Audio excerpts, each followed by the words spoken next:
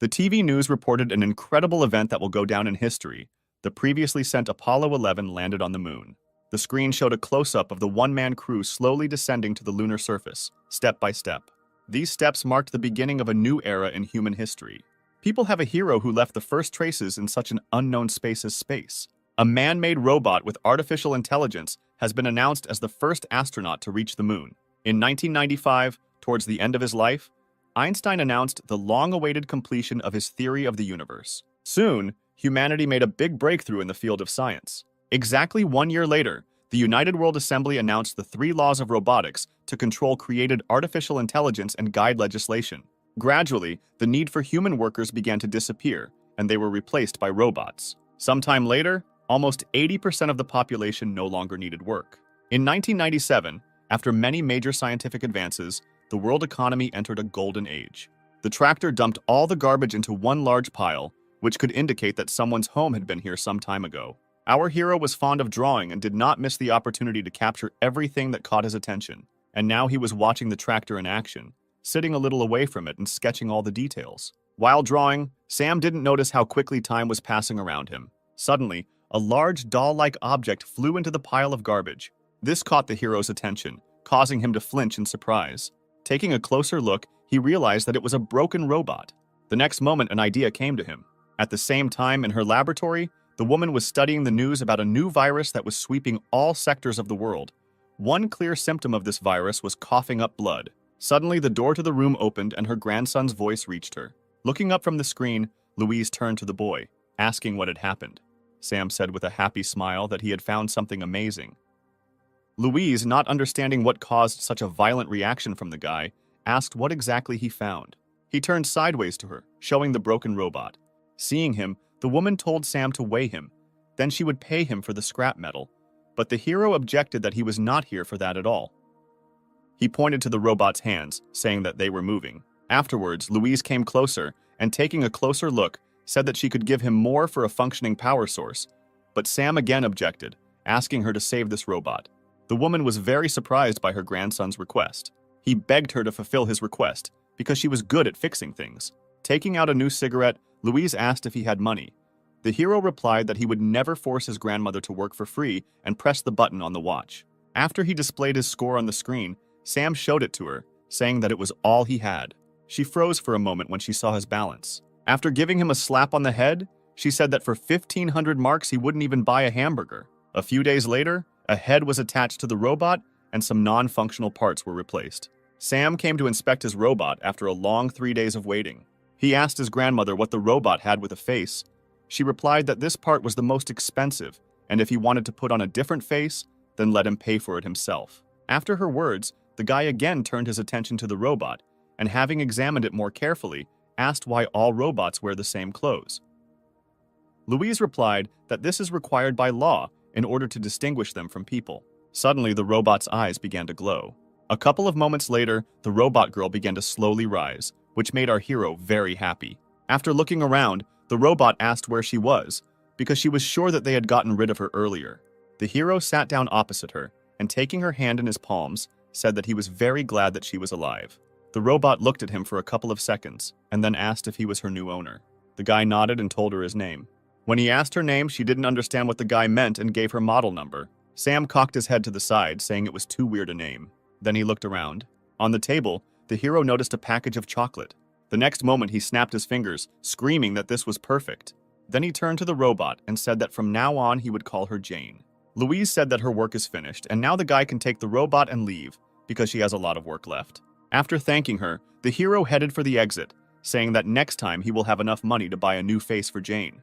The woman stood without turning around all this time, waiting until the door slammed on the other side. When Sam left, a suppressed cough broke out. After the attack passed, Louise saw that her entire palm was covered in blood. She realized that the symptoms of the virus had appeared, and she didn't have much time left. Sam returned with Jane to his house. Having started to sort out the rubbish that had accumulated inside for quite a long time, she accidentally broke a plate. The hero looked away from the canvas and asked if everything was okay with the robot. She apologized and started cleaning up the pieces. The guy who stood up replied that she shouldn't worry about it, because he found it in a landfill, and it wasn't of much value. Having settled down next to her, Sam began to help her, and in the process asked Jane to call him something else. and not master. She didn't have time to answer anything when she accidentally touched a mountain of rubbish behind her, after which everything fell to the floor. Sam just screamed that it was amazing. Inspecting the resulting mess, he said that he had long dreamed of cleaning it all up. Jane apologized to him, saying that her neural network parameters were damaged, so her motor functions were very limited. She was very upset that at the moment it would be very difficult for her to be useful for her master. The hero replied that everything was fine and nothing needed to be done for him. After his words, Jane approached him and quoted one of the laws, which states that a robot cannot allow people to get hurt due to its negligence. She explained that following this law, it is necessary to get rid of robots that are not able to help the owner for one reason or another. The guy looked at her in surprise when she told him to get rid of her if she stopped being useful to him. He scratched his head, saying that he had not studied these laws before. Afterwards, he asked for some time to think. A few minutes later, he got a great idea. The hero said that he wants to see Jane smile. She looked at him with confusion. The guy explained that now this is impossible because of her doll head. Then he translated the image from the clock, saying that he had a plan to implement his idea. Sam showed her an advertisement for an upcoming art competition in 3 months and told her that the grand prize would be enough to buy her a new face. After listening to him, Jane said that she was not able to smile.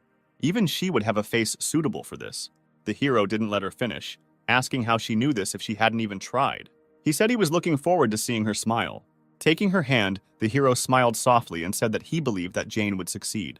Afterwards, he stood up and, stretching, asked if she had any ideas worthy of first place. She thought for a few seconds. A moment later, Jane spoke about his request earlier, informing him that one of the laws forbade her to address the owner by his name. Raising her head, she asked if Mr. Sam could address him. The guy smiled, answering that this option suits him. In the evening, they headed to the landfill together, collecting things that interested the hero. That night, they fell asleep together. The days passed by. Sometimes they visited Louise, helping her with the cleaning. In the evenings, Sam spent his time drawing, trying to draw something worthy of first place. Louise spent these days conducting her research, waiting for the disease to finally get the better of her. On one of these days, her grandson burst into her laboratory with joyful cries. Showing her his award for the competition, he said that he managed to take first place. The woman looked in surprise at the joyful boy. When he asked if he could now buy a new face for Jane, Louise just smiled. A week later, the robot's face was changed from a doll's to a human's. The hero was beside himself with joy. Looking at herself in the mirror, Jane assumed that some kind of mistake had occurred because her eyes and face shape looked strange. But Sam convinced her otherwise. He reminded her of his request earlier and asked her to try to smile. Jane had difficulty controlling her facial expressions and, squeezing out some distant semblance of a smile, asked if this was what the hero meant. The guy didn't know what to answer her and could only stand silently. When she tried a new expression, he admitted that it looked very creepy. A sudden cough behind him caught his attention, and Sam turned to Louise. Seeing that my grandmother sat down on the floor, holding her hand on the table, he asked what happened to her. Sam wanted to touch her, but the woman shouted at him to move away from her. The next moment, she stood up and said that she was just a little tired, so she needed to rest a little, and it was time for Sam to go back. The hero looked at her doubtfully. Afterwards, he went outside with Jane, saying that if she needed anything, she could call him at any time. Having said this, the guy slammed the door. Left alone, Louise slowly walked towards the mirror, struggling with new coughing attacks. She leaned her hand on the mirror, smearing her blood on it. Raising her head, the woman saw that her eyes had already begun to turn red. Walking along the village, Sam shared his worries about the health of Grandma Jane. She walked behind him and practiced her smile. Noticing her upset expression, he said that she did not need to rush and force herself to smile, because smiling is a natural reaction to some event. Jane replied that she did not quite understand what exactly the hero was trying to convey to her. Sam stopped when he heard that she couldn't understand the concept of a smile. He tried to explain everything to her in more detail. After listening to him, Jane asked to get rid of her because she could not obey the only order of her master and was breaking one of the laws. The guy looked at her in surprise when she said that she was just a pile of scrap metal, the existence of which was devoid of any meaning. The hero couldn't listen to it anymore. He shouted at her to shut up. With his head bowed, Sam told her to listen carefully to what he was about to tell her. When the robot heard that despite what the law dictates to them, her owner would never leave her, she was sincerely surprised. Saying this, the hero remembered his painful past. A few years ago, his mother packed her things and wanted to leave. He tried to stop her, but received only another resounding slap in the face. The boy lay with tears in his eyes and watched as his mother turned around and left somewhere forever. That day, he sat outside the door for a very long time, hoping not that she would change her mind and come back. Coming out of the memories, the hero looked into Jane's eyes, saying that he does not abandon his family members. Then he asked her to never say that about herself again. He folded his hands on his chest and added that if he heard again that he needed to get rid of her, he would be very offended. Stunned, Jane stood for several seconds before answering a word. Suddenly, Sam started bleeding from his nose. The robot girl, who did not expect this, watched this in surprise. A second later, she leaned towards her equally surprised master, asking what had happened.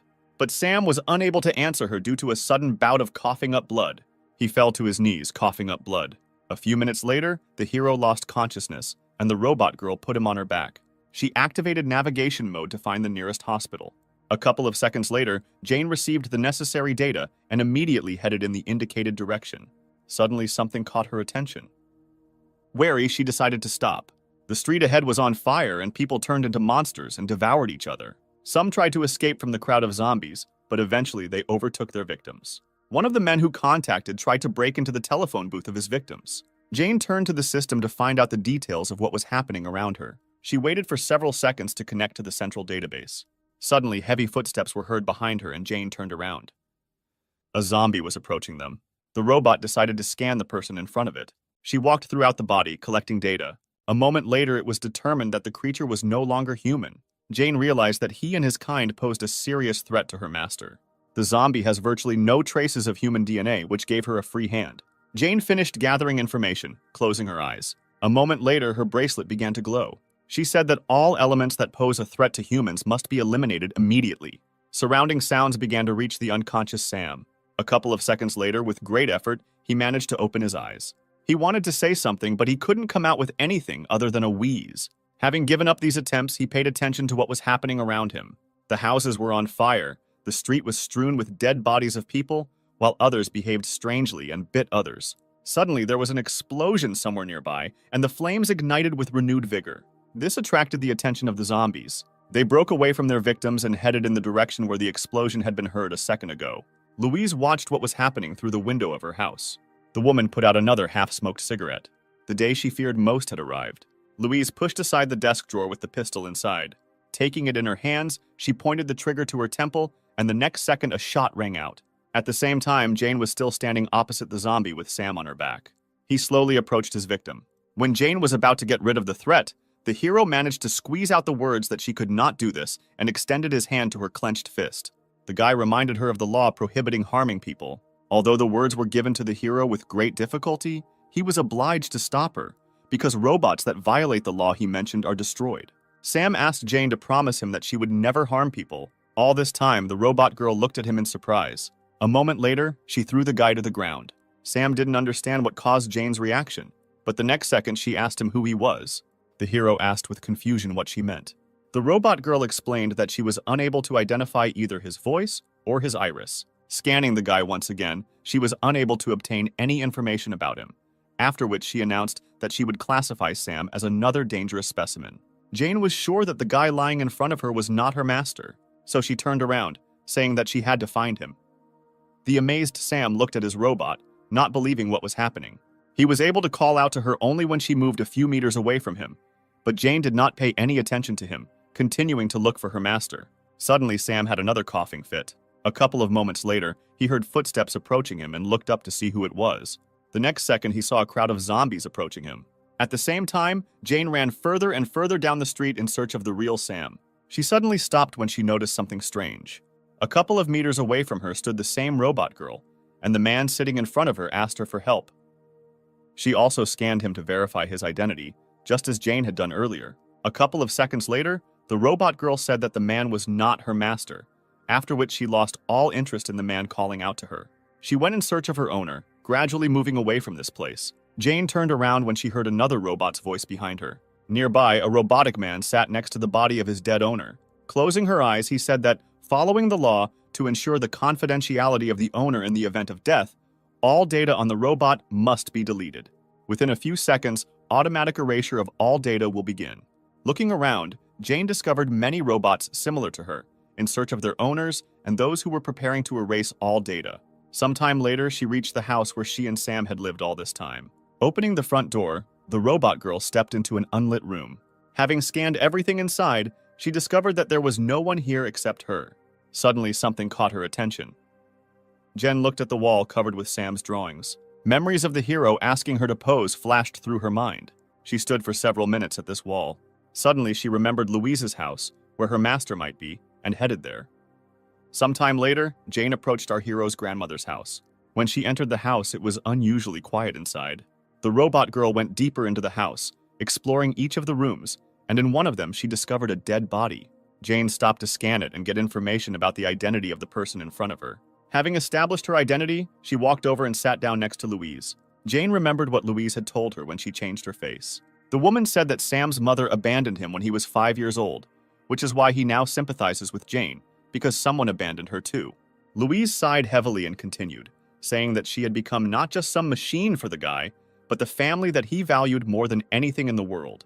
She then asked Jane to stay by Sam's side no matter how much he might change. The robot girl covered the dead body with a found sheet. After confirming Louise's death, she returned to searching for Sam. A minute later, she left the house thinking about possible options for her master's location. Jane stopped walking down the stairs. Several zombies were approaching her. When she turned around, intending to go in a different direction, the zombies immediately attacked her. She managed to dodge one of them. Jane decided to remove the obstacle. Gathering all the strength in her fist, she rushed at the zombies. But a guy suddenly jumped out and blocked her path. Jane scanned the man who stopped her, trying to determine his identity. The robot girl noticed that he had a biological signature similar to Sam's. Suddenly, the hero let out a roar. The guy tried to drive other zombies away from Jane in a similar way. His idea was a success, and a couple of moments later, the zombies turned around and headed in an unknown direction. Jane watched what was happening in surprise. At some point, the guy's growl became quieter, and small tremors began to break through his body. The hero desperately tried to pronounce the words, while he still had the ability to control his own consciousness, which was gradually becoming clouded with fog. After several attempts, he managed to ask if Jane was okay. He slowly turned towards the wary robot girl, saying that he had something important to tell her. She scanned his voice and iris again, but received the same information as before. The man's identity was impossible to determine. Sam continued to approach her. He said that he wouldn't last long, so he had to have time to tell her. A few seconds later, he managed to take Jane's hand. After that, he said that the last 3 months that they spent together, he was truly happy because he had a family. All this time, the robot carried out various checks to establish his identity, but they all gave Jane the same answer. Suddenly, Sam was overcome with weakness and fell to his knees, the robot supporting him by his arms, preventing his torso from collapsing to the ground. Jen recalled various moments and desperately tried to convince herself that the guy in front of her was not her master. But his words and attitude towards her were no different from the real Sam. At some point, unconsciously to herself, she began to cry. Sinking to the ground, Jane hugged the guy, recognizing him as her master. She called his name, expecting some kind of response. Her tears fell onto Sam's face. The robot girl lowered her head over his, asking him to look at her face. She wanted him to see her smile, which she finally got after so many attempts. But the hero did not have any reaction. The virus finally took over his body. The next moment, he rose from Jane's lap and was about to bite her. She just watched the guy with tears frozen in her eyes. When he did bite her, Jen only squeezed Sam tighter in her arms. The guy tried to bite her hand, but was defeated over and over again. Due to an unknown virus on this day, the world's population decreased by 70%. An alliance of governments around the world immediately formed an organization to combat this virus and ensure safety by identifying the root cause of its occurrence. After research by the World Health Organization, it was stated that the DNA structure of zombies is significantly different from the DNA of an ordinary person. When the infection rate increased significantly and the government did nothing, people began demonstrating in front of the government building to demand a solution to the problem. Thus, more than 200 days have passed since the appearance of the virus, and the zombie ratio has exceeded 70% of the world's population. People could only believe that scientists would soon figure out a way to get rid of this disease. 230 days have passed since Sam was infected. Jane was checking out the necessary products at the checkout in the nearest store, which still had at least some food left. In the first 3 days, she heard on the news that the virus had spread throughout the world. But now that the network is turned off, she cannot find out news from outside. After putting the groceries into a bag, she thanked the former zombie salesman. He only let out an inarticulate wheeze. Jane assumed that other robots ceased functioning after losing their master, or they went somewhere else, continuing the search. In this village of robots, she was the only one left. She was tormented by questions about what the situation was in the outside world, and whether there was a cure for this disease.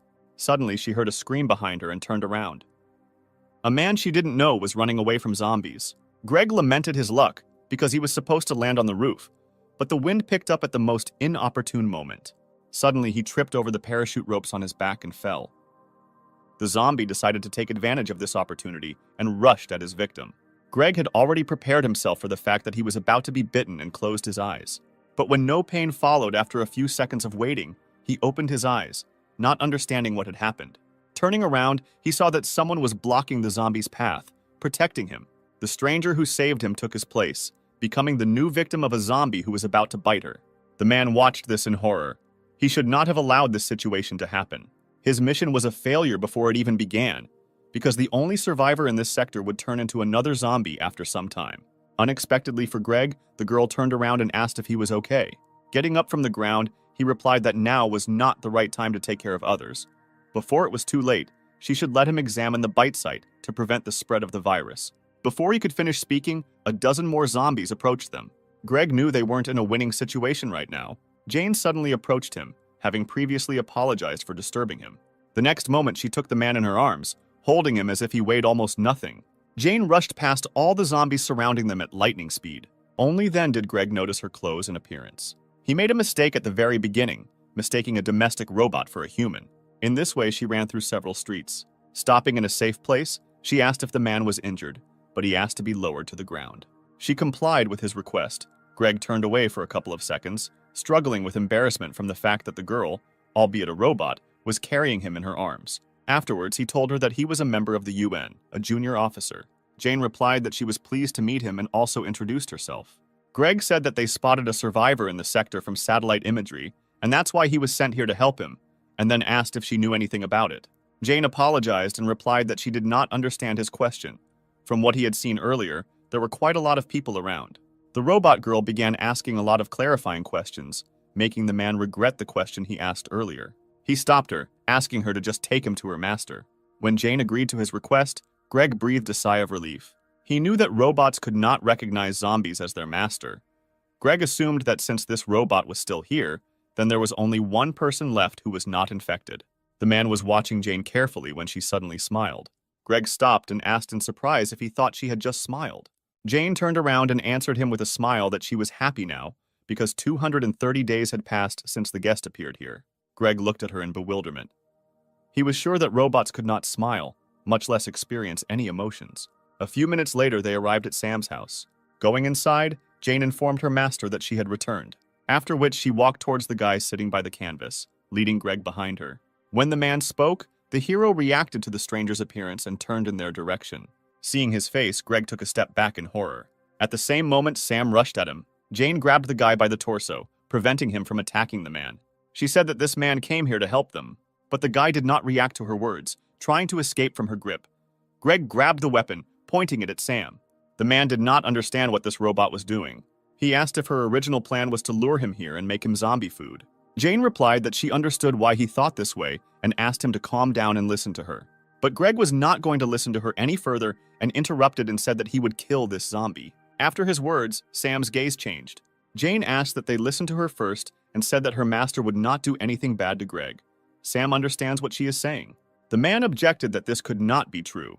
The robot girl reminded him of one of the laws, which clearly states that robots cannot lie to people in any situation. Afterwards, she slowly let the guy go, saying that he would no longer attack. The man watched in surprise as Sam actually stopped trying to attack and just stood there while small tremors ran through his body. A moment later, the guy looked at the man calmly. Confused, Greg hesitantly lowered the gun. A few hours later, the sky began to take on the pink hues of sunset. Happy Jane was setting the table. Greg felt awkward having dinner with the zombie sitting opposite him, who was watching the man with interest. At one point, he turned to Jane, saying that he had never seen a zombie understand someone's words before. He asked if she used any means on the guy, or if she was using some special frequency that only zombies could understand. Jane replied that Sam used to bite her whenever possible. He also could not eat normal food and constantly threw everything around, making a mess. She was reassured by the fact that those infected did not die or become weaker, even if they did not eat. But one day she noticed something strange. Her master began to eat living creatures like rats. Because of his illness, he became more violent, and Jane did not know how to care for him in this condition. But after 3 months, the violent actions decreased, and he gradually began to understand her words. Now Sam can understand simple communication. Stretching out her hands to him, she said that at the moment, she herself did not know why her master's condition was gradually improving. Hugging him, Jane said that she believed that this virus could be destroyed and the affected people healed. Greg listened in amazement to the robot girl's story. She was silent for a couple of seconds, after which she looked up at him, in which some hope was read. This was the first time the man had heard of someone believing that this was just a disease from which one could be cured. He tried to understand the reason why this robot perceives zombies as people.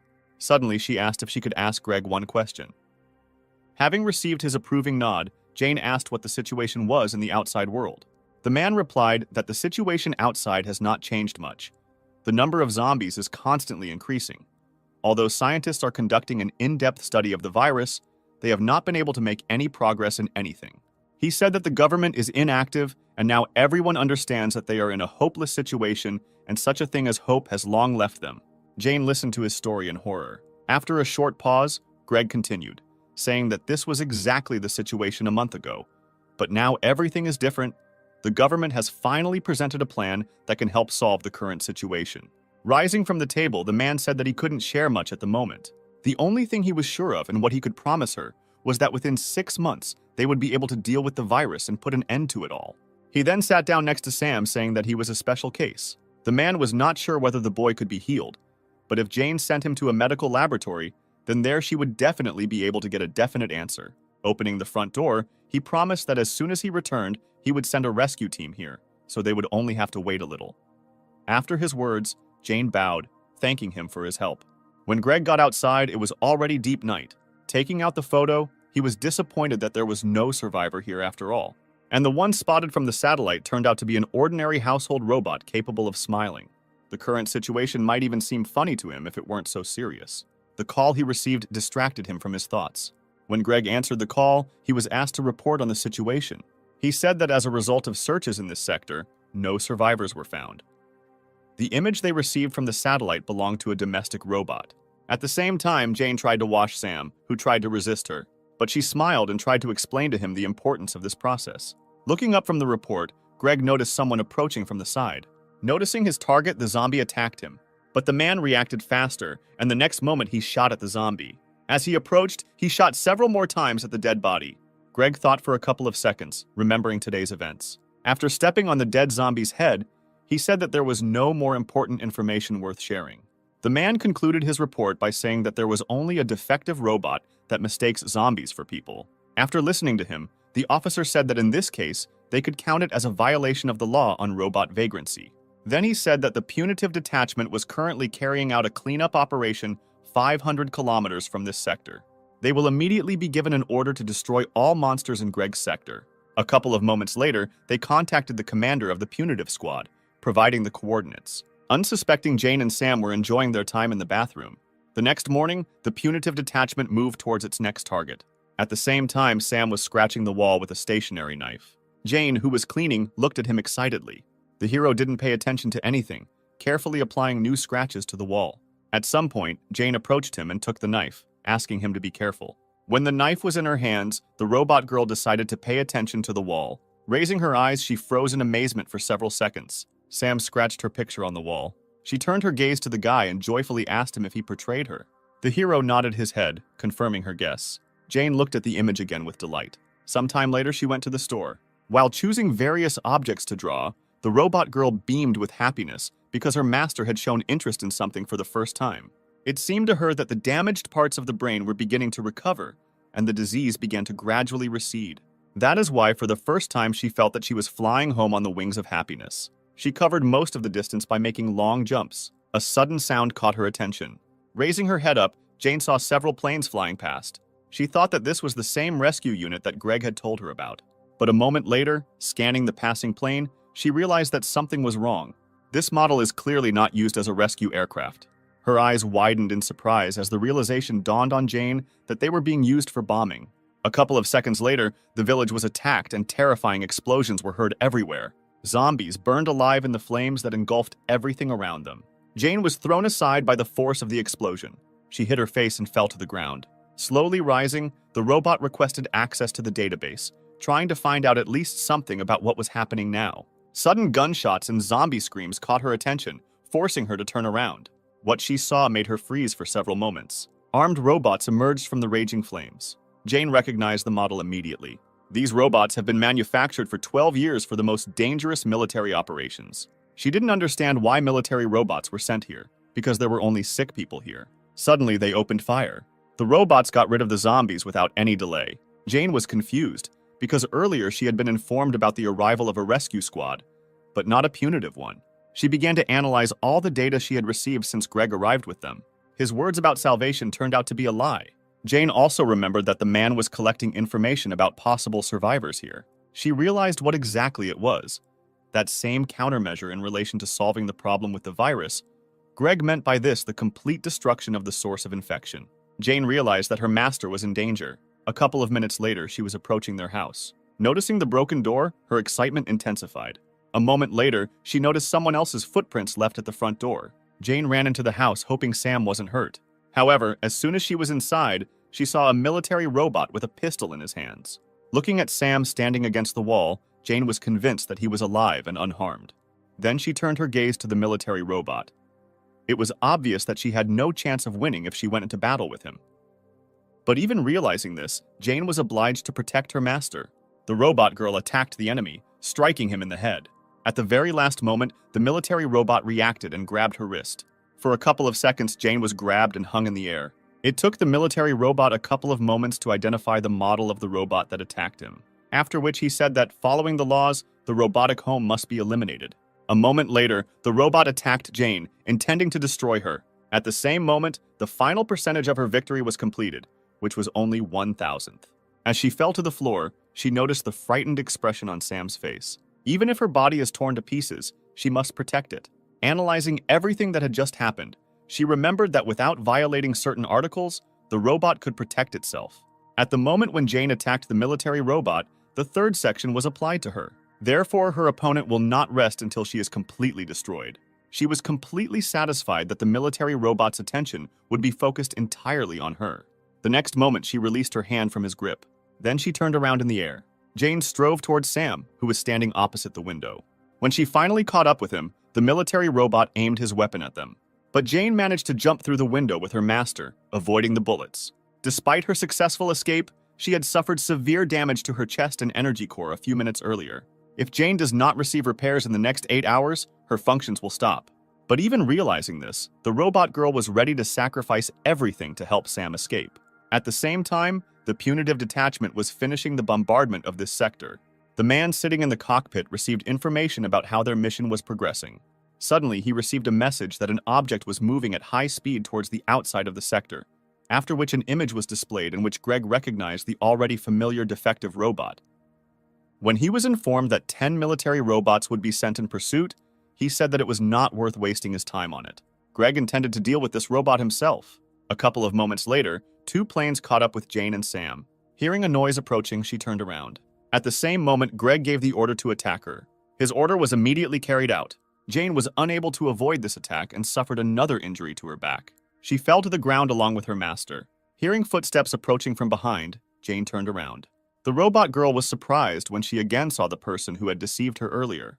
Greg, who was standing, told the military robot that they must destroy all the zombies and eliminate objects that interfere with this. Hearing this, Jane looked at him displeased. She already understood that the plan regarding the virus that he told her then was to destroy all those infected. But she did not give up trying to convince the man that the disease could still be cured, judging by the improving condition of its owner. When Jane asked that Sam be shown to the medical team, Greg replied that there was no point. He said that there is no other way to get rid of this virus. After the virus began to spread massively and the government made no attempt, the press began to spread a lot of negative news. Every day, many articles appeared about the predetermined end of the world, and soon fear settled in people. Ultimately, they began to demand the complete destruction of zombies by organizing continuous rallies. The government could not cope with the hostility of the public, and soon they conducted an official survey around the world on whether the complete destruction of zombies would be carried out. According to the results, it was revealed that the overwhelming majority voted for destruction, which is why he does not have the right to leave Sam alive. She said that she still could not understand the reason for such cruelty. Covering the hero with herself, Jane said that the infected are people just like him. The robot girl didn't understand how people could treat others like that. Exhaling cigarette smoke, Greg asked who exactly she meant by people. Without waiting for an obvious answer from her, he said that no one perceives zombies as people. The man explained that these are only animals that spread a deadly disease. After his words, Jane looked at Sam doubtfully. Greg said that she should know about this better than them, because she is a robot. She looked at her master for a few seconds before answering that she really couldn't recognize Sam as a person. Taking the guy by the hand, she continued, saying that this is only a biological problem, but the fact that her owner remains himself does not change. When Jane said that Sam was still her family, he looked at her in surprise. She clearly remembered the words he had once said to her. Lost in her memories, Jane did not notice how the hand of the robot approaching her was slowly reaching out to her. The next moment, a powerful electric discharge ran through her. Greg threw away the half-smoked cigarette. He even felt a little sorry for this domestic robot. He was sure that she would not have met such an end if she had not been so blindly devoted to her master. It was just a false emotion that was put into her. Afterwards, he ordered the robots to continue the further operation. Having given instructions, the man turned around, heading towards his plane. The remaining military robot threw Jane's immobilized body aside and stood in front of Sam, pistol in hand. He aimed the weapon at the guy's head, intending to get rid of him, but he began to try to say something. The hero reached out to Jane, who was lying a couple of steps away from him, but she did not show any signs of life. At the same time, Jane's mind flashed back to Layla telling her to remain family to Sam, no matter how much he would change in the future. She expected that they would face many difficulties in the future. That is why Layla gave her a special power with which Jane had to protect Sam. A few moments later, the robot girl received a notification that the update download was complete. After that, her body rose up and she was engulfed in a golden glow. This caught the attention of Greg, who had already decided that he was done with her. He barely had time to turn around when half the body of a military robot appeared at his feet. Jane managed to deal with the robot that attacked her in the blink of an eye. The stunned man stood there, trying to comprehend what exactly had just happened. The robot girl decided for herself that from now on, anyone who poses a threat to her master must be destroyed. The hero himself looked at her in surprise.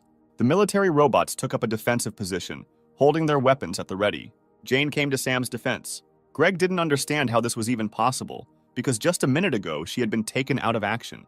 Looking at the robot lying in front of him, many questions appeared in his head one after another. Meanwhile, Jane unfastened one of the buttons on her suit. After the mechanism was activated, a protective dome surrounded the guy. When Sam began to panic, not understanding what had happened, she explained that this dome was intended to protect him, and he just needed to wait a little while she dealt with the enemies. Greg ordered the military robots to destroy Jane as quickly as possible, but not even a couple of seconds had passed before their heads were blown off. The shocked man did not even have time to understand what happened. Turning around, he saw Jane standing with the head of one of the military robots in her hand. He was amazed at her speed. Coming to his senses, he asked how this was possible. He couldn't understand how an ordinary robot got so many fighting skills, but she ignored his question, turning in the opposite direction. Then she ran in an unknown direction. According to the data that Jane received, it was established that there were several more squads of military zombies in the center. They have already destroyed almost half of the infected, and they have enough chances to become a threat to its owner. Jane was determined to incapacitate each of them. At some point, the military robot sensed someone approaching from behind and turned around. Jane blew off the head of one of them before the robots had time to react and began to attack her. The next moment, she knocked out another one with a kick. One military robot hid among the ruins and aimed at Jane from a safe distance. A moment later, there was a deafening explosion. The robot was confident that it had gotten rid of its target.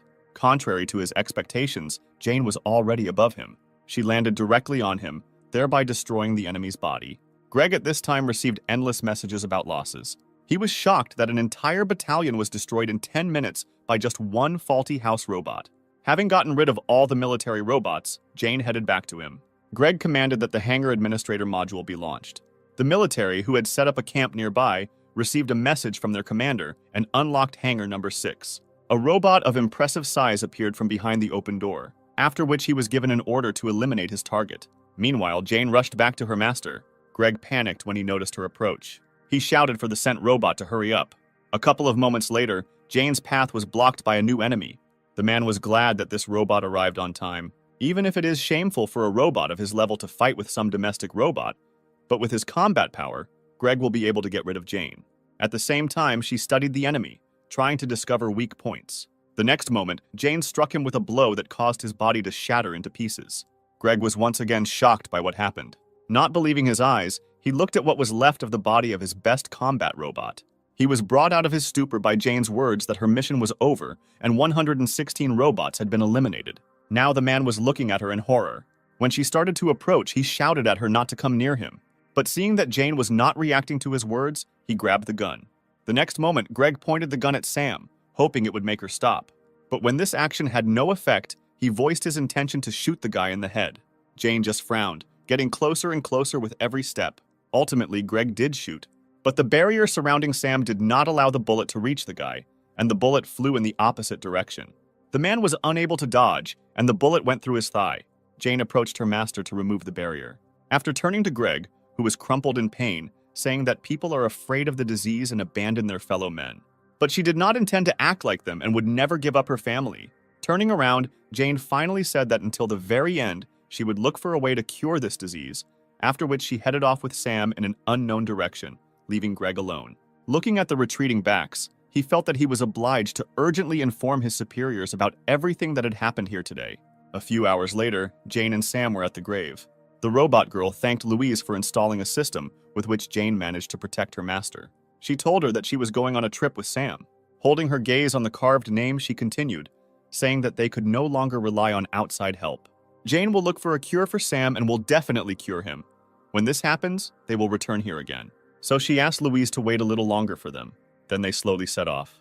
Along the way, Jane shared that she was thrilled to be traveling with her master for the first time and asked if he felt the same. Sam answered her, trying to express the same emotions. At that moment, she thought about Greg's first reaction when he first saw Sam. He was greatly surprised when he learned that her master was able to understand words. Greg wasn't lying when he said Sam was a special case. According to the data received, she knew that any type of virus accounts for another 1% of all humanity, and it is this 1% that has antibodies to the disease. Jane suggested that Sam was one of these people, and that in the future, he would become an important key in finding a cure. That is why their first task was to find the right person to confirm the presence of antibodies in her master. Suddenly, there was a noise from an airplane above them. Surprised, Jane immediately stopped. The discovery of an escaped zombie and a robot was reported. Jane managed to put a barrier around Sam while she fought the enemies. The robot girl was ready to challenge the whole world to protect her master. 15 days have passed since they left the village. Jane was surprised to find a barricade and they stopped a few meters away from it. It must have taken a lot of time to build something like that, and it was the question of when they managed to do it that haunted her. After scanning the area, Jane learned the location of defensive artillery structures, which are designed to block further advance of the infected. If they got too close to them, it wouldn't end well, so she decided they should go somewhere else. Looking at the sky, Jane assumed that it would start raining soon and they should hurry. A moment later, confirming her thought, the first drop fell from the sky. When they reached the nearest town, it was already pouring rain. Jane covered Sam with rain the whole way, but the rain was too heavy and the umbrella could do little to help them. Leaning over, she told her master that he didn't have to worry, and they would definitely find a place where they could wait out the rain. The guy was pointing his finger somewhere, trying to tell her something. Looking where Sam was pointing, Jane noticed the light of a lantern in one of the houses. She approached and knocked on the glass, asking if anyone was there. But instead of answering, the barrel of a gun appeared from behind the broken glass. A red-haired girl appeared and asked who the uninvited guests were. Jane said that she is a domestic robot and the girl need not be afraid of them. The owner of the gun was surprised that there were still robots in the area. Jane replied that she and her master were currently in the middle of a journey and saw a light here while passing by. When the hero raised his head, Maria drew attention to his eyes and pointed the gun at him. She asked Jane why she was dragging zombies around with her. The robot girl covered Sam with herself, answering that he was safe for others and did not attack anyone. But Maria fired a bullet at Jane, not allowing her to finish. She warned that if they came closer, she would definitely shoot again. Finally, the girl advised to get rid of this zombie as soon as possible. After her words, Jane's gaze filled with sadness. Sam was worried about her and reached out with his hand to the injured forehead of his only family member. Smiling, she said that she was fine and that this damage would be repaired automatically within 10 minutes. Moving away from this house, Jane took a last look at it. She had the opportunity to personally verify that people were really very afraid of the infected, but she could not leave everything as it was. Maria's younger sister excitedly asked if her sister had killed that girl, but she replied that it was a robot and it was impossible to kill her with a regular gun. When Anya said that Maria shot the robot in the head, the girl hesitantly replied that she only wanted to fire a warning shot and did not intend to intentionally hit her. Anya, no less worried, asked what they would do if the robot nevertheless presented them with the fact that she had been shot in the head. Maria, who was shooting for the first time in her life, was surprised by the strong recoil from the weapon she had previously selected. Looking out the window, the younger sister looked at the retreating backs, saying that she felt sorry for them. The girl handed Anya a chocolate bar, saying that now was not the best time to worry about others, but Anya replied that she was not hungry and Maria should eat it herself. But she insisted, saying that Anya had not eaten anything since yesterday. Her younger sister crossed her arms over her chest, answering that Maria herself had not eaten for 3 days. Thus they argued for some time. They were interrupted by Jane reappearing. Maria immediately grabbed her gun and pointed the gun at her and asked why she was here again. The robot girl raised her hands asking to be listened to. After that, she picked up a large box of food, saying that she couldn't pass by and decided to help them by collecting some food from the nearby market. Seeing this, the sisters could no longer think about anything other than the food in front of them. At this time, the sisters were enthusiastically gobbling up food on both cheeks.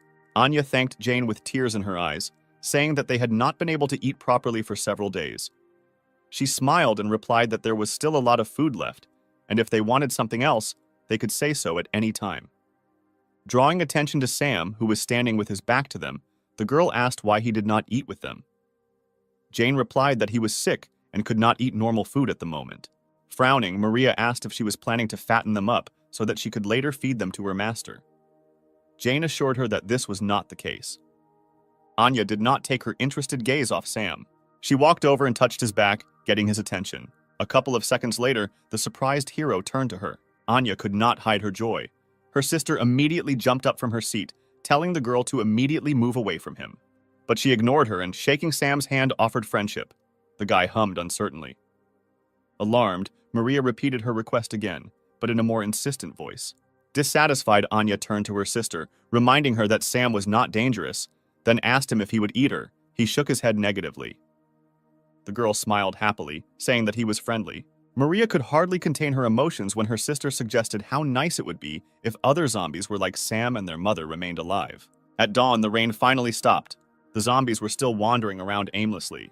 For the first time in a long time, Anya was able to sleep peacefully without nightmares. Maria patted her sister on the head and thanked Jane for her help. Smiling, she replied that she was also grateful to them, because it was the first time that her master looked like his former self. Removing her hand from Anya's hair, the girl asked Jane and Sam to leave them as soon as possible, causing the surprise of her guest. Taking a photo from the shelf, Maria explained that she was very worried about Sam being a zombie. She said that 2 months ago their neighbor also became infected. Ultimately, their mother died. One morning, the woman left the house to find food for them. But not even a couple of minutes had passed before zombies surrounded her and ate her alive. Maria watched this with tears in her eyes. She could not even go out to help her mother. Clutching the photo to herself, the girl said that Anya was sleeping at that time and did not see that tragic scene. But Maria could not cope with her hatred of zombies. Then she repeated her request that they leave this house. Bowing her head, Jane replied that being a robot, she had no right to refuse a person. But before leaving, she asked Maria if she would like to listen to some interesting information. The interested girl asked what exactly the robot wanted to tell her. Jane said that if they went west, about 20 kilometers from here, they could find a barricade built by people, and there Maria and her sister could get help. She also said that she could take them there. It was difficult for the girl to believe her words. She replied that everything outside was crowded with zombies, and they would not be able to overcome such a long distance in such a situation. Jane just smiled, saying that she already had everything she needed to get to that place. Zombies wandered along one of the streets of the city, hoping to find a new victim. A sudden sound caught their attention and made them turn around. A moment later, a truck drove past them. Maria, clutching her sister in her arms, shouted at Jane to drive at a slower speed. But she replied that they should hold on even tighter because she intended to increase the speed. Thus, the truck rushed through numerous streets. Maria asked if everything would really be fine. Jane told her that she had calculated everything and there was no reason to worry. The robot girl turned to her and smiled, asking her to trust her. Suddenly, Maria pointed in front of her and shouted for Jane to look ahead. A lot of zombies were moving towards the truck. Jane told everyone to hold tight. The next moment, the truck increased its speed. The sisters, not used to this, screamed in horror. They rushed through the crowd of zombies with lightning speed. The zombies did not have time to react to the truck flying past them. Thus, they left there unharmed. Anya looked at Jane with admiration, saying that she drives a car very cool. Sometime later, they left the city. What Jane saw the next moment made her wary. The highway was strewn with cars that had driven into each other, with zombies wandering among them. Jane analyzed the situation and realized that there was not enough space on the road for them to pass safely. Maria told the robot girl to step on the gas and drive without stopping. She had no intention of sparing the monsters that ate people. Seeing that Jane was not reacting to her words, Maria ordered her to shoot down everyone who got in the way of the zombies. She did not move for a couple of seconds, wondering whether to carry out this order. Then she pressed the gas pedal. The truck was heading straight towards a crowd of zombies. Maria, overcome with rage, screamed for Jane to kill them all. But suddenly the truck changed its direction, turning to the side. A moment later, they broke through the guardrail, driving off the highway. The frightened sisters screamed in horror. Jane moved along the lumpy surface, leading them further away from the zombies. Dissatisfied, Maria asked why she did not follow her order. Apologizing, the robot girl replied that she could not follow orders that violated established laws. She recalled that according to the first article of the first law, robots cannot harm humans. When Maria objected that zombies were no longer people, Jane replied that no matter how much they had changed, to her, they were still people who needed help. Jane understood that the girl held a grudge against the infected people, but they were not to blame for being exposed to this disease. These people were only victims of one accident. After her words, Maria's gaze filled with rage again. The girl was angry that Jane had written off everything as just a simple accident. At the same moment, the truck turned, entering the road leading past another town. Maria barely held back her tears and said that she could not come to terms with the fact that their mother died due to some accident. She reached out to Jane to get some answers from her about what had happened. But suddenly a zombie appeared in front of them, attracting their attention. Jane began to twist the steering wheel to avoid hitting the zombies. Suddenly, the truck ran over a huge rock. A moment later, he tilted dangerously, freezing near the zombie. But not even a couple of seconds had passed before the truck turned over with a terrible roar and fell on its side. Those sitting inside were thrown aside. The zombies gradually began to surround the car, feeling their victims inside. When Maria opened her eyes, they saw through the glass many faces of monsters surrounding them. They did not give up their attempts to reach the victims. Assessing the situation, Jane asked the sisters to remain calm, but Maria interrupted her, saying that if she had followed her order, then this would not have happened. She doesn't care why these people became zombies. All that matters now is that they are monsters who eat other people. If they don't get rid of them, they will eventually become the same themselves. Sitting Sam back down, Jane replied that it was for this reason that she was looking for a cure for her master. Maria looked at her with confusion. The robot girl explained that if she manages to find a cure for this virus, then no one else will suffer. But Maria only laughed sadly, saying that these were just stupid hopes. Afterwards, Jane turned to her master with a request. She asked if he could protect the sisters for 8 minutes. Sam nodded his head affirmatively. After receiving his answer, Jane climbed out of the truck and rushed through the crowd. The zombies gathered at the entrance tried to get inside. Maria and Anya experienced real horror. The hero began to growl and push other zombies away. The girl was surprised that Sam was really trying to protect them. Suddenly, the truck began to rise. The girl screamed in fear again, and the surprised guy tried not to fall out of the front window. Jane managed to turn the truck over and lift it, thereby protecting her charges from the zombies. She shouted at Maria to fasten everyone's seatbelt. The girl, not understanding anything, sat looking around. Anya quickly came to her senses and fulfilled Jane's request, fastening Sam. The next moment, the truck was thrown over the top. Anya looked out the window in surprise. The truck hovered in the air, covering a long distance. Jane followed them along the ground. When the truck began to descend, she jumped up towards the truck. A few seconds later, Jane caught up with the truck. She supported the truck, softening its landing. The girls screamed in horror again, feeling that they were starting to fall. Having touched the ground, Jane tried to brake, still holding the truck. A few seconds later, she finally managed to stop. At the same time, behind the walls of the barricade, people did not stop monitoring the situation around them. Having received an urgent report, one of the employees actively knocked on the door of his boss's office, waiting for permission to enter. A few moments later, the man gave permission to enter, without raising his head from the numerous documents that littered his desk. When Justin asked what was going on, he was informed about the received surveillance images. His hand froze, pen in hand, right above the document when he heard a truck approaching the barricade, which belonged to a survivor from the contaminated area. Putting his pen aside, Justin reached for his glasses to take them off. He was interested in this survivor he had just been informed about. Jane got behind the wheel again, and now they continued on their way without obstacles in the form of zombies. She broke the silence in the car by turning to Maria. She turned away when Jane asked if Maria was angry with her. But then she turned around and replied that they all almost died, and Jane should have warned about what she was going to do. Anya interrupted her sister and smiled and said that she enjoyed it, as if they were riding a roller coaster. A few minutes later, a barricade finally appeared in front of them. Jane told her sisters that they were almost to the point where they could help them. When Anya pointed to the wall and asked what it was, Maria replied that it was the place where the soldiers were who could protect them. She said the days of sitting cooped up, afraid to go outside, and sharing leftover food would finally end. Anya looked at her sister with delight, asking if she could go to school now. The girl smiled and nodded, answering that now they can live the same way as before. Suddenly, they ran over something that made an unpleasant squeaking sound. The next moment, the sisters saw a bright light. The truck hit a mine and flew into the air. Trying to think of a way out of the situation, Jane knocked down the door on her side. She managed to get out of the truck, along with her master and two sisters, before the vehicle hit the ground. Jane landed on the ground, preventing her charges from getting hurt. Afterwards, she excitedly asked if everything was okay. Maria replied that she was fine. She was only hurt a little. The robot girl realized that they had run into a hidden mine. She looked around, scanning the area around her, and saw many mines located throughout the area. A sudden scream distracted her from further inspection. Maria, with tears in her eyes, bent over her unconscious sister, asking her to wake up. Seeing this, Jane ran up to them. The girl asked her what they should do now, but she asked Maria not to shake Anya and let her examine the wounds. Metal fragments reached the girl's stomach, making the situation much more dangerous. Turning towards the structure, Jane said that she would try to contact the people at the barricade, because there should be a doctor there.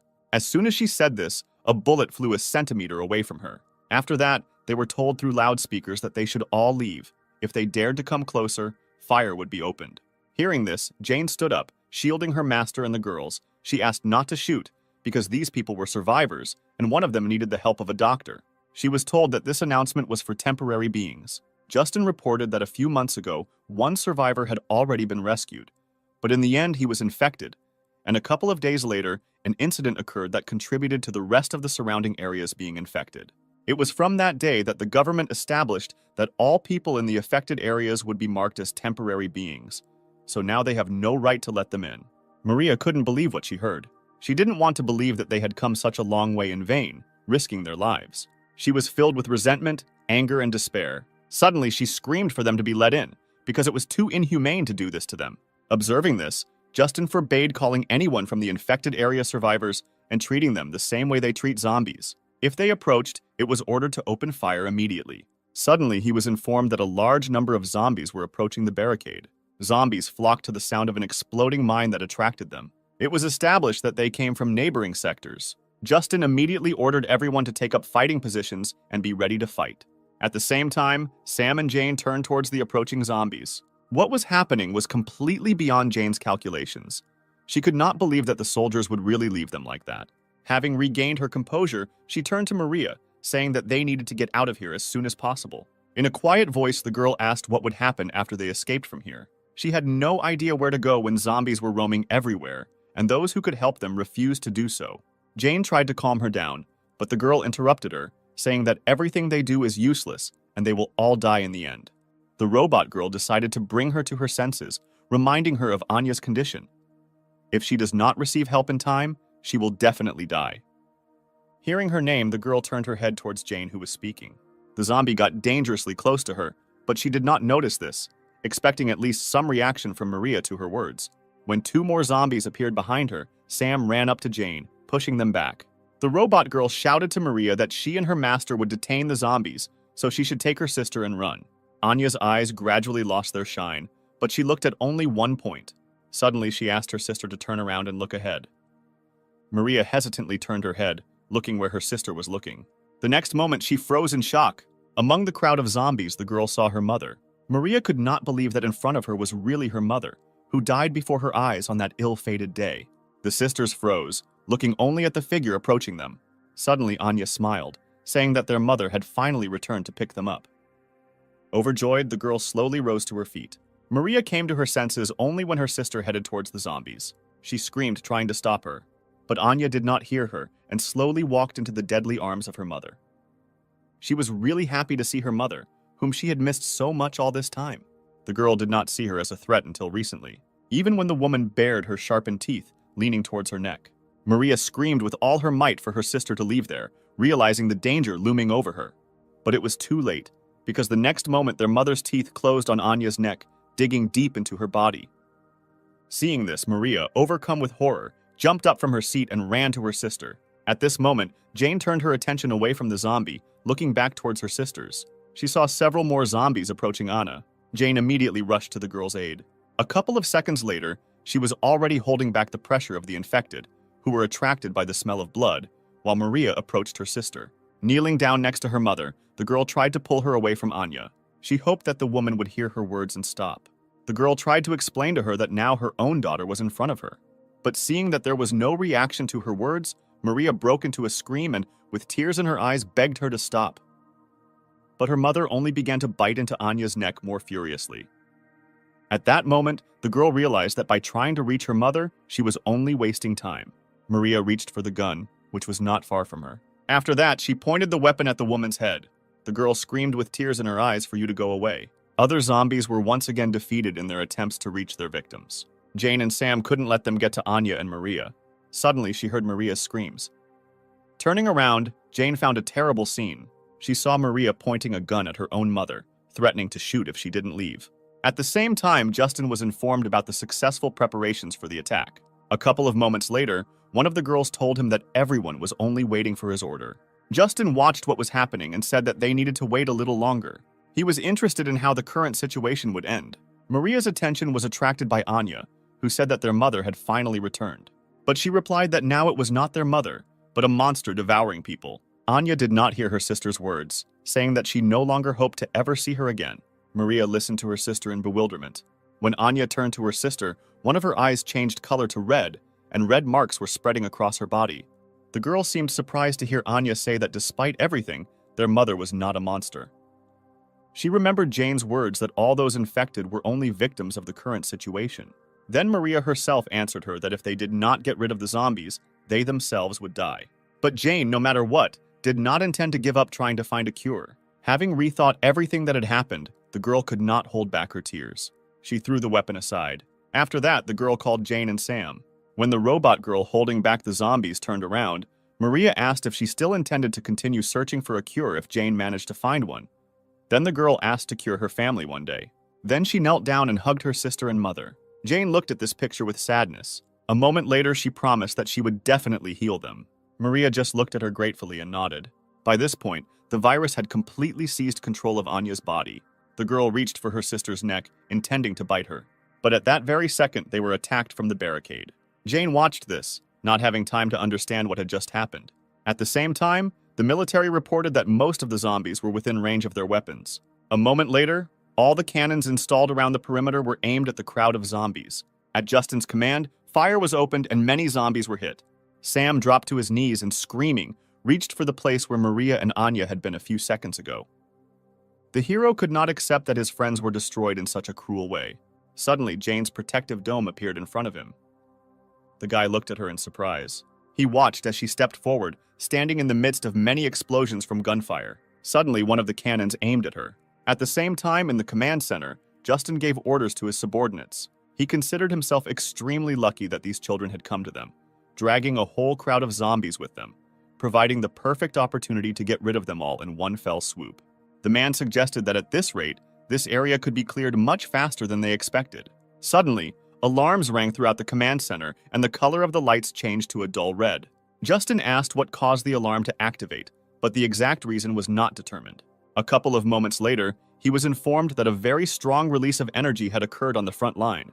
The man asked to show him the camera footage. An image was immediately displayed on the screen, informing them that something was approaching them at great speed.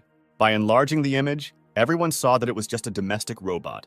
At the same time, the man was conducting a report, reporting all the collected information to his superiors. One day, an ordinary household robot suddenly changed. And in just a couple of minutes, Jane was able to destroy an entire battalion of soldiers. After this, the 93rd Division sent military forces to get rid of it, but they were all defeated. Kevin reported that they asked a company that made home robots for advice, but they replied that they had never loaded this kind of ability into their robots. The man came to the conclusion that this robot is an updated custom model. It was also known that the place where she was last seen was the Western Barrier Point. It was there that Jane showed amazing abilities. She rushed forward through many explosions. Justin watched this in bewilderment, not understanding what this robot was doing. Suddenly, she began to gather all her strength into her fist. Jane was about to deliver a devastating blow. Approaching the wall, she hit it with her fist. From her blow, many cracks immediately appeared on the wall. A moment later, the cracks deepened, passing right through the wall. As a result of this blow, the headquarters shook, causing panic among everyone present. Justin ordered everyone to take refuge in an underground bunker. At the same time, the wall in front of Jane began to crumble. A couple of minutes later, the barricade collapsed, allowing her entry. Suddenly, she received requests for a video connection. After accepting the request, an image of an angry Justin appeared. He said that this barrier was the largest line of defense protecting the western region of the European district, and then asked Jane if she realized what its destruction would lead to. Without waiting for her answer, the man said that with such actions, she would put millions of people's lives in danger. Since this fact was a clear violation of the robot law, Justin ordered her to immediately switch off and stop functioning. But she replied that, like people, she simply protects what is valuable to her. Jane was determined to protect her master, even if she had to resort to such violations. Having said this, she ended the call and the image of the man disappeared. Afterwards, Jane approached her master to remove the protective dome. Helping him up, she told him they needed to move on. After looking around, the robot girl came to the conclusion that from now on this problem concerns not only them. And time after time, wherever they go, the same thing that happened to Maria and Anna will happen again and again. To put an end to this, Jane decided that she had to find a cure. Looking at the footage of her destroying an entire wall with just one blow, he said that this was far from an ordinary robot. They would view Jane as a weapon that openly opposed humanity. The man suggested sending several elite soldiers and getting rid of the upcoming threat in her person. The woman who listened to him replied that it was all quite interesting. She decided that they would stick to the strategy of the hunter watching his prey, so the operation to capture Jane would be too boring. At least a small problem would have to arise for the situation to become interesting. After that, she frowned and asked why she received all this data only now. Standing in front of her, Greg and his boss realized their mistake. The man, who is the commander of the 93rd Division of the Emergency Army, replied that they considered the matter to be a trifle for this report. Then he hesitated, and carefully choosing his words so as not to anger the girl even more, he said that this robot turned out to be a special case. After the situation had cleared up a little, they were going to provide a report, but were late due to scrupulousness. Listening to him, the girl raised her index finger. The next moment, Kevin received a bullet in the head. The shooter, Justin, said that the man missed his chance to survive. He hid because he was ashamed of being wounded by an ordinary house robot. If Kevin had immediately admitted this, he would only have received a demotion. Rising from her seat, Katarina said that this is only a problem for the military. If there are any problems, they should only think about the solution and not be busy, leaving the problems unnoticed. But she did not intend to tolerate their inaction any longer. Justin turned to her, asking what they should do with the sensational robot. She waved him off, answering that he should leave everything as it was for now. She didn't care about some kind of pile of scrap metal there. She then turned her attention to Greg, asking if he was the operational commander in the 315th sector. The excited man replied that he was an intelligence officer of the 93rd Division. She was interested in his words when he said that immediately after that incident, he reported this to the commander. But he said that it was a disgrace to their honor, and they should deal with this robot on their own. Interrupting him, Katarina lifted his chin, saying that Greg's face was too reserved, although his hair was a little messy. Afterwards, she displayed an image on the screen with a guy and a robot already familiar to him, and ordered him to tell about everything in detail that he managed to find out about this couple last time. Katarina placed special emphasis on Sam. She was interested in this boy, who, although he was a zombie, behaved completely differently than his other relatives. After many days, Jane continued to search for information about a medicine that could cure the infected. But no matter how much she searched, the information she needed related to this virus was nowhere to be found. One day she found one of the articles, the content of which she found difficult to believe. Currently, he and Sam were moving through the forest to their next destination. Jane helped wash her master, but he, as usual, actively resisted this process. She asked him not to twitch, because they found the river after many difficulties, and he must at least wash himself. Jane couldn't understand why Sam began to hate water so much after he became infected. After they broke through the barricade, about 20 days passed. They immediately went to the medical district to find a doctor who specialized in this virus, but it was completely turned into ruins. After that, they went on a search to another sector of the CDC to find at least some information. But here, Jane could not find any records related to the virus. She checked all the archives of the center, but there was no information left there. Jane assumed that someone had deliberately deleted all important data. Now she didn't know what exactly she needed to do. Having washed her master with difficulty, Jane collected her things and finally looked around. She noticed that after the disease appeared, the environment became better. Suddenly, her attention was caught by something flashing in the water. She did not understand why the water in the stream became cloudy. Turning her attention to the opposite bank, Jane noticed that someone was caressing clothes here. Taking a closer look, she noticed that it was a girl in a uniform resembling a medic. Erica noticed someone's presence. She looked up and saw Jane and Sam. At the same moment, she managed to confirm the model of the stranger. She established that this girl was a medical care robot. She also examined the uninvited guests carefully. A couple of moments later, she gathered her things and ran away from the river. Jane couldn't let someone connected to the CDC get away so easily, so she grabbed Sam and chased after the stranger. She hoped that this robot would have useful information about the virus for her. After several minutes of chasing, Jane ended up at someone's house. The robot girl stopped and put Sam on the ground, saying that their goal must be somewhere in this place. She opened the door of the house, asking if anyone was inside. But instead of answering, Jane heard the roar of zombies. An unfamiliar silhouette hanging over the screaming zombie asked him to lie still and not twitch. Sam and Jane watched this scene in surprise. Suddenly, the stranger felt someone else's presence in his house. Raising his head towards the guests, he irritably asked what they wanted here. Jane hugged the trembling master, trying to think of an appropriate response. The stranger's gaze lingered on the hero. Then he asked, still looking at Sam, if he had become infected with the virus that turns him into a zombie. Approaching them, the woman said that he was different from the others and asked permission to take a closer look at him. Jane looked at the approaching man in surprise, trying to get information about this woman. She was lucky that the woman's biography was registered in a central database that she could access. Suddenly, someone hit Jane on the back of the head with a hammer. When she turned around to find out who her offender was, she saw the girl she had met earlier. Jane said they had no bad intentions. They just wanted to ask something. After her words, the woman told Erica to stop torturing the guest. She concluded that they had nothing to do with the military. Having said this, Clarice asked to bring her a sedative. Jane turned to her master, saying that he need not worry, and the man standing in front of them was a doctor. She also added that this woman was the one who left a deep mark on history, achieving unprecedented achievements in medicine. A few hours later, it was already getting dark. Erica escorted a zombie whom Clarice had previously treated. The woman said that he hit his head on a rock on the bank of a stream, so she performed emergency surgery on him to repair a brain hemorrhage. The woman complained that due to the lack of antibiotics, she could not perform full-fledged operations, but since he was infected with a virus, he would survive without any medications. Taking a break from her story, Clarice again asked Jane why they had come to her. The robot girl replied that she was a house robot, and behind her was her master. She was glad that she happened to run into Clarice. The woman was surprised when the guest said her full name and previous position. When she asked in surprise how Jane knew her, she replied that she had found the information she needed in the central database. A few moments later, she brought up the image and read that Clarice had previously developed several vaccines for 10 infectious diseases as an expert in epidemiography and bacteriology. After which she hid the image and admitted that she did not even expect to meet the president of the medical association in such a place. The woman said doomedly that the robot's facial recognition system was still terrifying, even though her current image was very different from her previous one.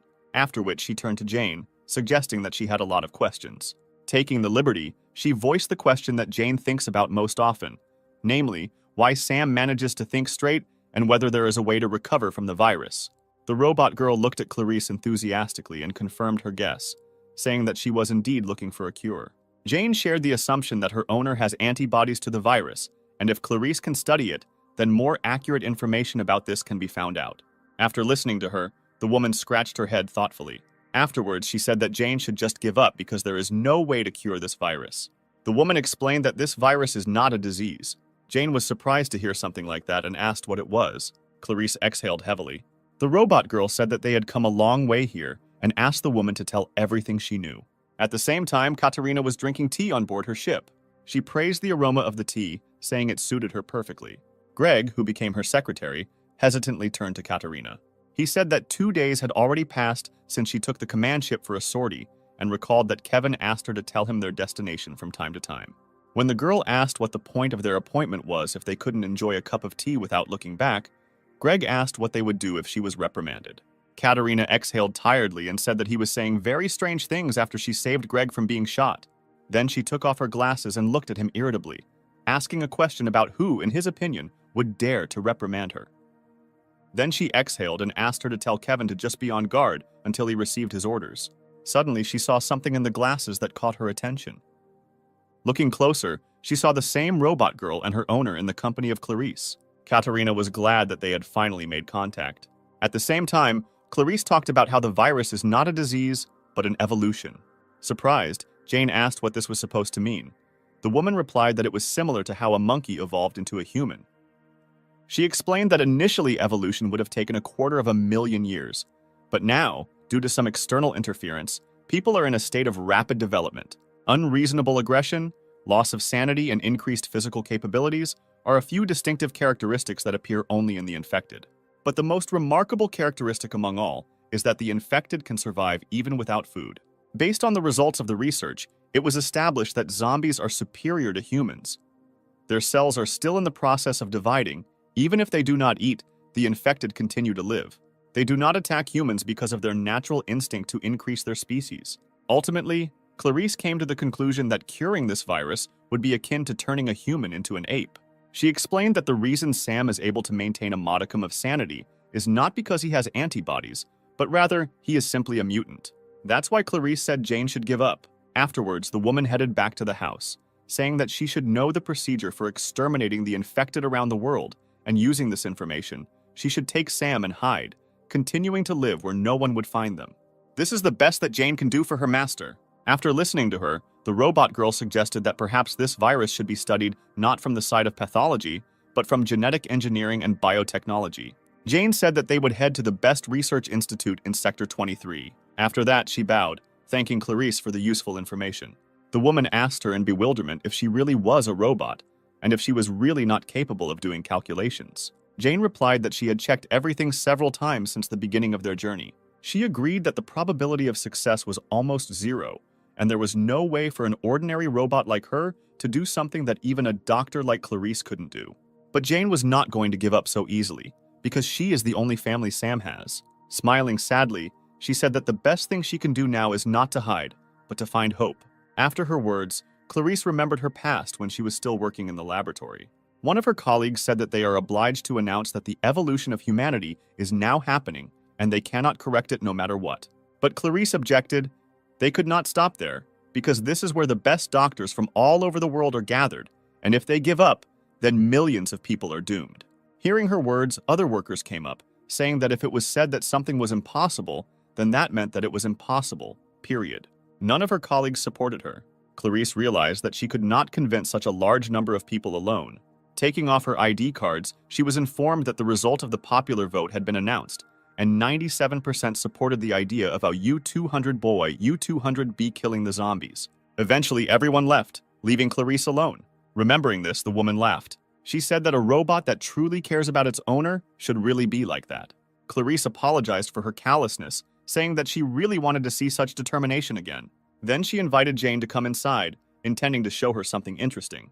The robot girl followed Clarice along with her master. Entering the next room, they went down to the basement. Opening the door, the women entered her laboratory. Jane was surprised to see something like this here. The computers displayed information about numerous experiments, but they all failed. Jane studied everything in amazement. The woman said that she also thought that in order to defeat this virus, it needs to be studied through genetic engineering. She was not sure whether it was possible to change the genetic factor, but if she managed to revive the stopped brain using genetic treatment, then it would be possible to restore intelligence to the infected. The woman was confident that if their intelligence returned, then the infected would not be treated like pests. Patting Sam on the head, Clarice said that he could help her achieve this goal. She then turned to Jane, asking if she would trust her with her master. Seeing the doubt on her face, Clarice said that this child was the key that would help her complete her research. She assured Jane that she would definitely succeed and restore Sam's sanity. Having received her approval, the woman asked Erica to conduct a thorough examination of the guy.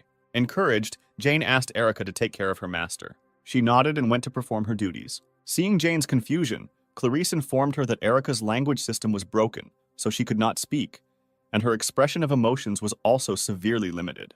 Then she headed towards the exit, calling Jane with her. Erica carefully watched her every step.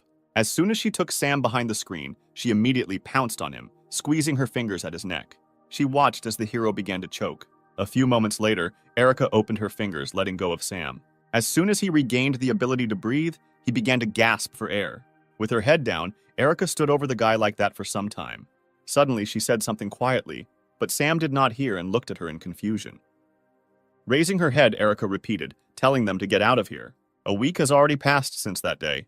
All this time, Clarice gave Sam her full attention. Every time Erica walked past him, he shuddered and looked at her fearfully. After several studies, Clarice said that Sam currently has the intelligence of a child of 6 years old. The suspected cause was determined to be that it has a genetic factor that can suppress evolved cells. Erica also made another discovery that amazed them all. She saw the possibility of a complete cure for the virus. Jane was happy because the chances of her dream coming true had increased significantly. When she approached the house, Sam came out at the same moment. Approaching, she said that today's inspection ended surprisingly quickly. But when Sam raised his head, she saw blood on his face. She immediately ran into the house and headed to the laboratory to find out what happened there. Jane covered the distance in the blink of an eye and burst inside. At that moment, she saw Erica supporting Clarissa lying on the floor, near whom there was a pool of blood. Jane ran up to them, asking what happened. Seeing the woman's face, she saw the familiar stripes gradually spreading throughout her body. The robot girl realized with horror that Clarice was infected. Sometime later, they moved her to the bed, after which Erica put on an IV, and Jane carefully wiped off the blood. Breaking the silence, she asked when Clarice started getting infected. She was worried that it might have happened because of her and Sam. Hearing an incomprehensible sound in response, Jane turned towards Erica. A moment later, tuning into another wavelength, Jane was able to understand these signals. Erica said that Clarice had been infected about 70 days ago. The woman did not want to give up her research and continued to conduct it, suppressing the infection with incomplete treatment. But even so, she has already reached her limit. Suddenly, Erica asked her and Sam to leave soon, to give Clarice the opportunity to rest at least the time she had left. Jane hung her head sadly as she thought about her words. Afterwards, she said that she understood the current situation, and it would really be wrong if they continued to stay here. Having said this, she and Sam bowed, Jane thanking them for their help. Suddenly, Clarice grabbed Sam's hand. Jane looked in surprise at the awakened woman, who was struggling to get into a sitting position. Clarice said that she was finally able to find the right path in research and asked where they were going to go. Then she collapsed back exhausted. It was obvious that the woman was in great pain. Reaching out to Erica, Clarissa said that she wanted to continue her research and asked her to help her get up. But she did not budge. The woman repeated her request again, but more demandingly. But Erica again ignored her request. Exhaling in disappointment, she said that she had been wandering in the dark for a long time, conducting numerous studies. She admitted that she was ready to give up many times. But one day Sam appeared, and for Clarice, he became the last hope. She looked at Erica, saying that right now she had unfinished business that was much more important than her life. Clarice again asked to help her get to the laboratory. But Erica again had no intention of complying with this request, so Jane decided to do it instead. The woman thanked her for her help. She just shook her head, looking at her with regret. Erica was unhappy with this action of Jane. When they were alone, she gave her a hard slap. Jane said that she was well aware of the reason for Erica's anger. She said that it was not her selfishness in favor of her master. Jane helped Clarice because she understands what she was experiencing all this time. Jane assumed that Clarice was very upset by the constant failures, and she was also under the stress of being infected. The robot girl said that she knows too well how difficult it is to fight against everyone alone. She was confident that Clarice would not stop, no matter what difficulties stood in her way. Jane said that if they could see just a glimmer of hope, they would both move forward no matter what. That's why Erica won't be able to hold them back. She looked at Jane in surprise. When she finished speaking, Erica lowered her head, biting her lip. The next moment, she said that Jane knew absolutely nothing. She asked what kind of end people like them would face. Jane froze in surprise. Clarice talked about how Erica's language system was broken, and she couldn't speak. Jane asked why she had been hiding her ability to speak all this time. Erica just looked at her with hostility. At the same time, Clarice injected herself with an injection that could briefly delay the spread of the virus in her body. Once the medicine was administered, she sighed heavily and leaned back in her chair. The system informed her of the results of another experiment on cerebral gene activation. The woman couldn't believe her own eyes when she personally read the results. Suddenly, Erica received a signal and was distracted from her conversation with Jane. Then, clutching her head, she quietly said that this should not have happened. Jane didn't understand when Erica suddenly rushed back into the house. She followed her, trying to find out the reason for her strange behavior. Once inside, the girl saw Clarice, overcome by another coughing fit, and Sam standing next to her. They approached her, asking if everything was okay. But instead of answering, Clarice took her hand away from her mouth and pointed at the monitor. The girl sitting next to her froze and looked at the monitor in surprise. The last experiment carried out was successful. Jane was incredibly happy because she had a chance to heal her master. Eliza was also amazed that Clarice still managed to accomplish what had recently seemed impossible. The woman looked at Sam, saying that all the answers to what was happening were in him. She thanked him. Then she said that her time was coming to an end. Clarice reached out to Erica, saying she wanted to ask her for one thing. But she looked at the monitor, not paying attention to those around her. The woman called her several more times. Without turning around, Erica said that from now on, all this data is code blue. Everyone froze in surprise as they listened to Erica continuously repeat code blue. Clarice was most amazed by what was happening. She asked how it was possible that Erica had the ability to speak. Suddenly, Erica said her mission was accomplished. When the woman heard the name the girl had just called, Katerina received information from Erica about Clarice's discovery. The girl did not doubt her genius abilities. She stood up from the table, putting her glasses aside. She said that if they catch a zombie capable of maintaining their sanity, they will be able to achieve unprecedented heights. After that, she and Greg headed for the exit, saying that their vacation was over. Entering the control room, Katerina ordered everyone to prepare for takeoff. Taking her place, she told Kevin that they would be using the same weapon and asked him to hurry up and prepare it. But the man asked confusedly why she was going to use it. She had no intention of explaining to him and told him to simply carry out her order. Kevin said that in order to use these weapons, they need the approval of the president, so he will immediately seek his approval. Smiling, Katerina replied that her order was enough. She would simply provide a detailed report at the end. The man had no choice but to follow her orders. After this, he informed everyone that they would be using Mars and gave orders to begin preparing it immediately. The ship was approaching Clarice's house at high speed. Jane sensed danger approaching. She stood up abruptly, telling everyone that enemies were approaching them. The woman was surprised that their location was discovered so quickly. Jane told everyone to stay here while she fought and ran towards the exit. Clarice tried to stop her, shouting that it was too dangerous for her to approach the military. But she was seized by another coughing fit. Erica sat down next to her, offering her a glass of water. The woman asked the reason for her action. She just looked down sadly. At this time, Jane had already run out into the street. Looking up, she stopped. Jane noticed an approaching ship. After checking all the data, she discovered an unusual structure on it and established that it was a new type of military weapon, about which there was no information. The robot girl activated her body's power-up. She was determined to stop the enemy no matter what.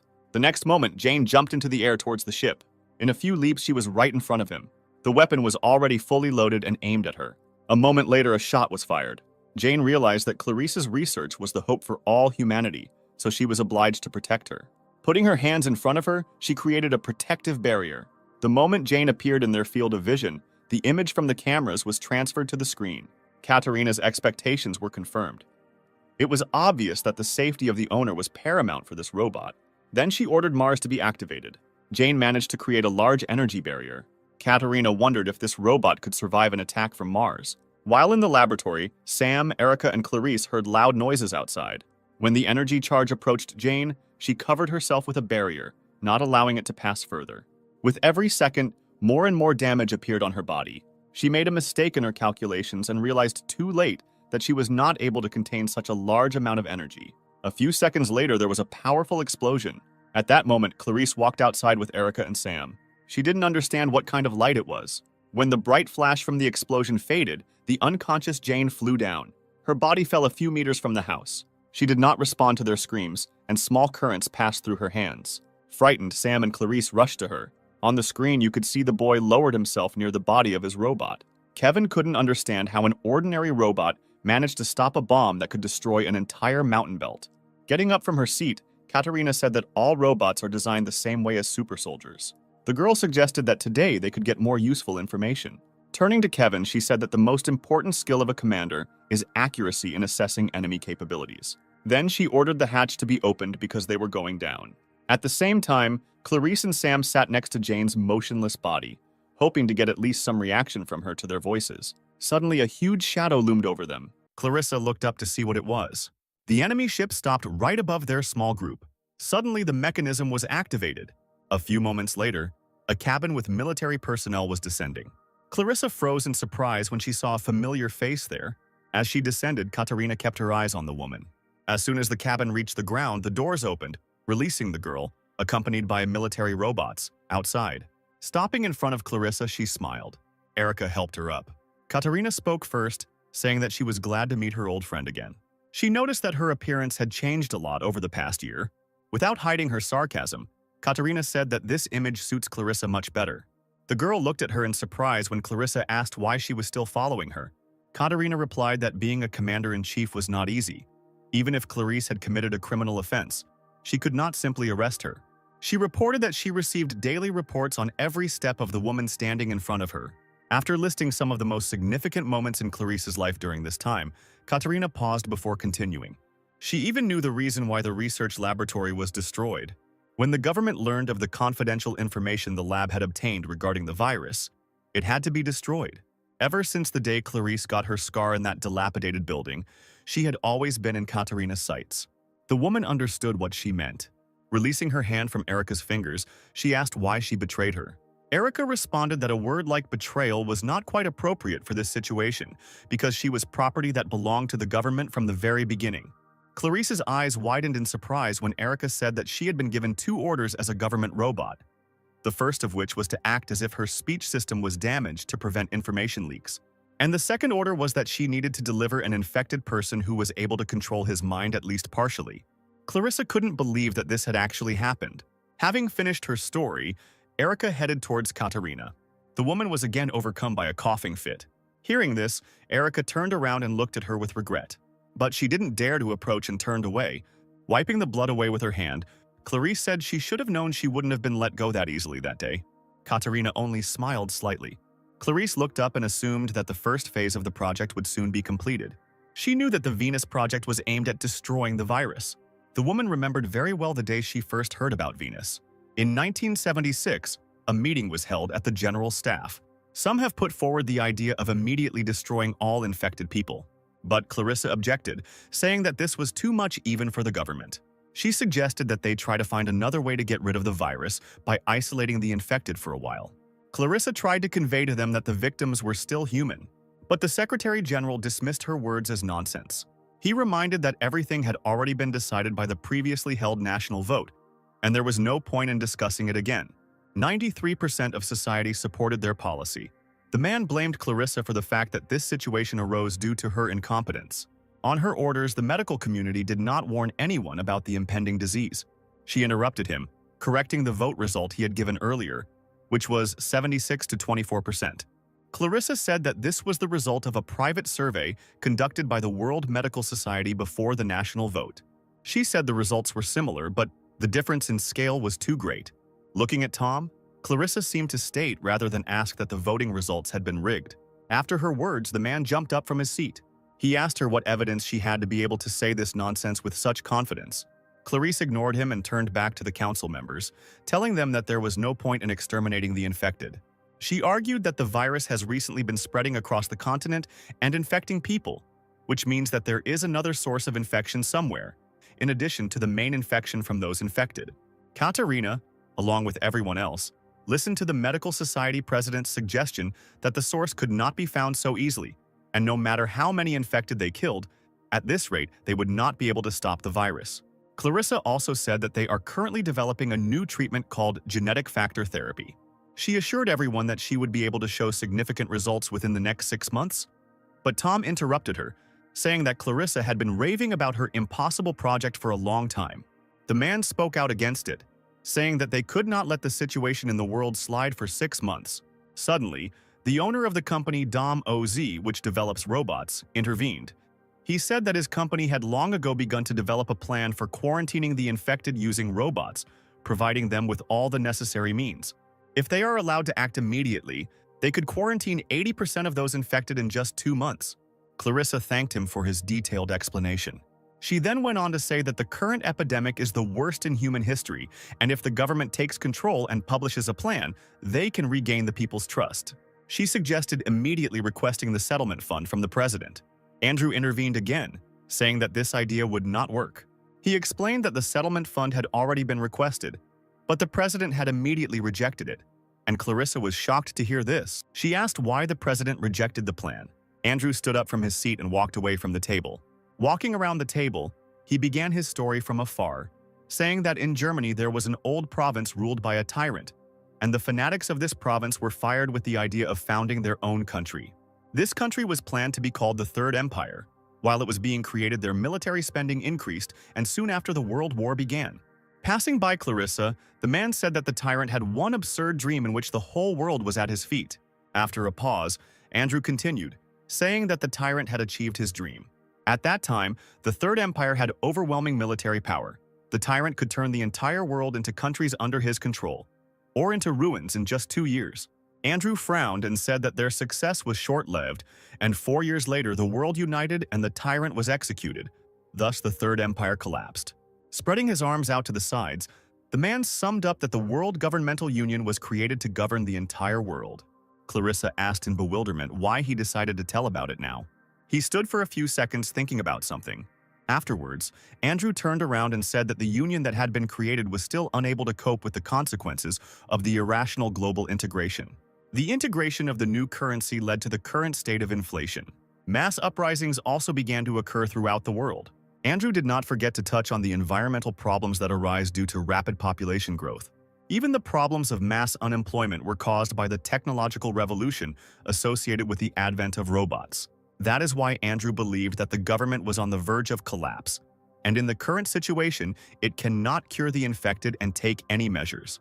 His speech was interrupted by Clarice, asking if it made sense to destroy the infected simply because subsequent actions would fail. Turning to her, he replied that the point was to get rid of the third class, put the second class in order, and change the situation for the better for the first class. Then he snapped his fingers. At that moment, virtual monitors appeared in front of everyone. Everyone began to look closely at the image. Andrew said it was a plan written personally by the president. Clarissa looked in bewilderment at the document that contained a solution that could change the whole world in an instant. Everyone in this room was presented with the Venus Project. Andrew asked everyone to read the brief project summary on the first 3 pages. He said that there are also plans there that must be carried out by individuals. As Andrew had advised, everyone read the indicated pages. Reaching the main plan, Katarina chuckled, calling it madness. Clarissa read line after line with horror. A few minutes later, the man came to attention again. Clapping his hands, he said that he wanted to raise the most important issue of the day. To be more precise, today they were supposed to discuss the first phase of the Venus Project. Clarice couldn't believe her ears when she heard that the goal of this phase was to reduce the world population to a minimum. She interrupted him, saying that they were all crazy. Clarissa tried to reason with the man that this was nothing more than a simple massacre. She suddenly fell silent, noticing the actions of the others. Everyone in the room stood up and applauded loudly in support of this plan. One of the women said that with the help of this wonderful plan, it is possible to reset the whole world. She then pointed to the monitor, saying that the part she liked the most was the one about confiscating the residents' property and using the resources they got. She recalled that 4 years ago they abolished all ATMs and replaced them with cryptocurrency. Due to the fact that all the property of the population is recorded in the World Bank, they can easily confiscate everything. The man sitting across from Clarissa said that if they confiscated and redistributed the confiscated money, they would be able to solve the problems of inflation and close the gap between social statuses. Others also supported the plan, saying that in the future they would be able to empower robots and take over much of the routine work that humans used to do. One of the men said that now, in the times of the Industrial Revolution of robots, overpopulation is equivalent to poison. Another man said that since no one had any objections, all that was left was to establish an acceptable number of victims. Clarissa stood there, not believing that these people were actually discussing such an inhumane plan. Everyone started actively offering their own options for how many people and what percentage of genders they should leave. Katarina suddenly intervened, saying that she had previously asked the president what percentage of the population they could kill in 1 year if they fully mobilized the army. Although she was joking at the time, after simulating the situation, Katarina came to the conclusion that they could destroy approximately 86% of the population. After thinking about her words, Tom guessed that the result should only be 1 billion, which was pretty good. The others also supported the value of 1 billion, after which Andrew said that although they had come to an agreement, they should not violate formalities and proposed to hold a vote. Clarissa couldn't listen to this any longer and slammed her fist on the table, drawing attention to herself. She asked if they had forgotten how exactly the Third Empire was destroyed. Clarice recalled the tyrant's crazy idea of racial integration. That massacre was not even recorded in the history books, but the blood of over 120 million ordinary people was shed, resulting in a riot. She asked if they really wanted to do something like that again. The woman asked with tears in her eyes whether it was worth rejecting the Third Empire then, if now they were going to arrange a massacre 10 times worse than that one. Andrew ignored her, saying that voting was ongoing. He asked everyone who agreed that the population should be reduced to 1 billion to raise their hand, and everyone unanimously raised their hand, except for Clarice. After examining everyone, The man said that the decision had been made, and after the completion of the first phase of Venus, the number of survivors should be 1 billion. Clarissa couldn't influence anything that day. She later told the press about this plan, but not a single mention of Venus ever appeared, and scientists who shared her views were brutally murdered by the military. That day, the research institute was strewn with the corpses of many promising scientists. Only Erica and her owner Clarissa managed to survive, although she was in serious condition. Clarissa assumed that it was during this period that Erica deceived her. Katerina said that keeping the former president of the medical community alive was a kind of insurance. At the moment, doctors on the government side also want to find a cure, but their chances of success are too small. The girl admitted that Clarissa is the most outstanding person among those researchers who cannot find a single clue, let alone develop a cure. When she realized that the woman was also infected, she was ready to give up too. But luck was on her side. She said that a zombie suddenly appeared, still sane. Clarice asked how far the first phase of the Venus project would go. Even though it was secret information, Katerina was ready to share it with her as a reward for finding the cure. She said the rate is currently 84% of the population. To date, 52% has already been destroyed. Katerina was sure that if everything went smoothly, only 16% would remain uninfected. She confidently stated that they would be able to achieve this result in less than 5 months. The girl then said that the second phase would come after the medicine was made available to the entire world. Clarissa found it difficult to learn the details of the current situation in the world. A few seconds later, she pulled out a plate hidden in her pocket. Showing it to Katerina, the woman said that no matter how hard she tried, such a terrible plan would not be carried out. She explained that she had in her hands a hard drive that stored all the data about the drug, and that there was only one copy of it. The next moment, Clarissa broke it into 2 halves. Katerina was overcome with horror as she realized what the woman sitting in front of her had just done. She screamed that she had gone mad, and that with such an action she had condemned many lives to their fate. Clarice replied that because of her actions they would have no choice but to stop killing. The woman was sure that even if it was not her, someone in this vast world would definitely create a cure. Katerina listened to her, barely containing her emotions. Clarissa understood that she had very little time left and decided to give Katerina one last piece of advice, saying that humanity cannot be condemned for its numbers. The girl only frowned, not hiding her irritation. Then she turned around, saying that she didn't need Clarissa anymore. Returning to the cockpit, Katerina gave the order to the military robots to get rid of the woman. Hearing her words, Sam raised his head and looked at her in surprise. He tried to say something to stop Katerina.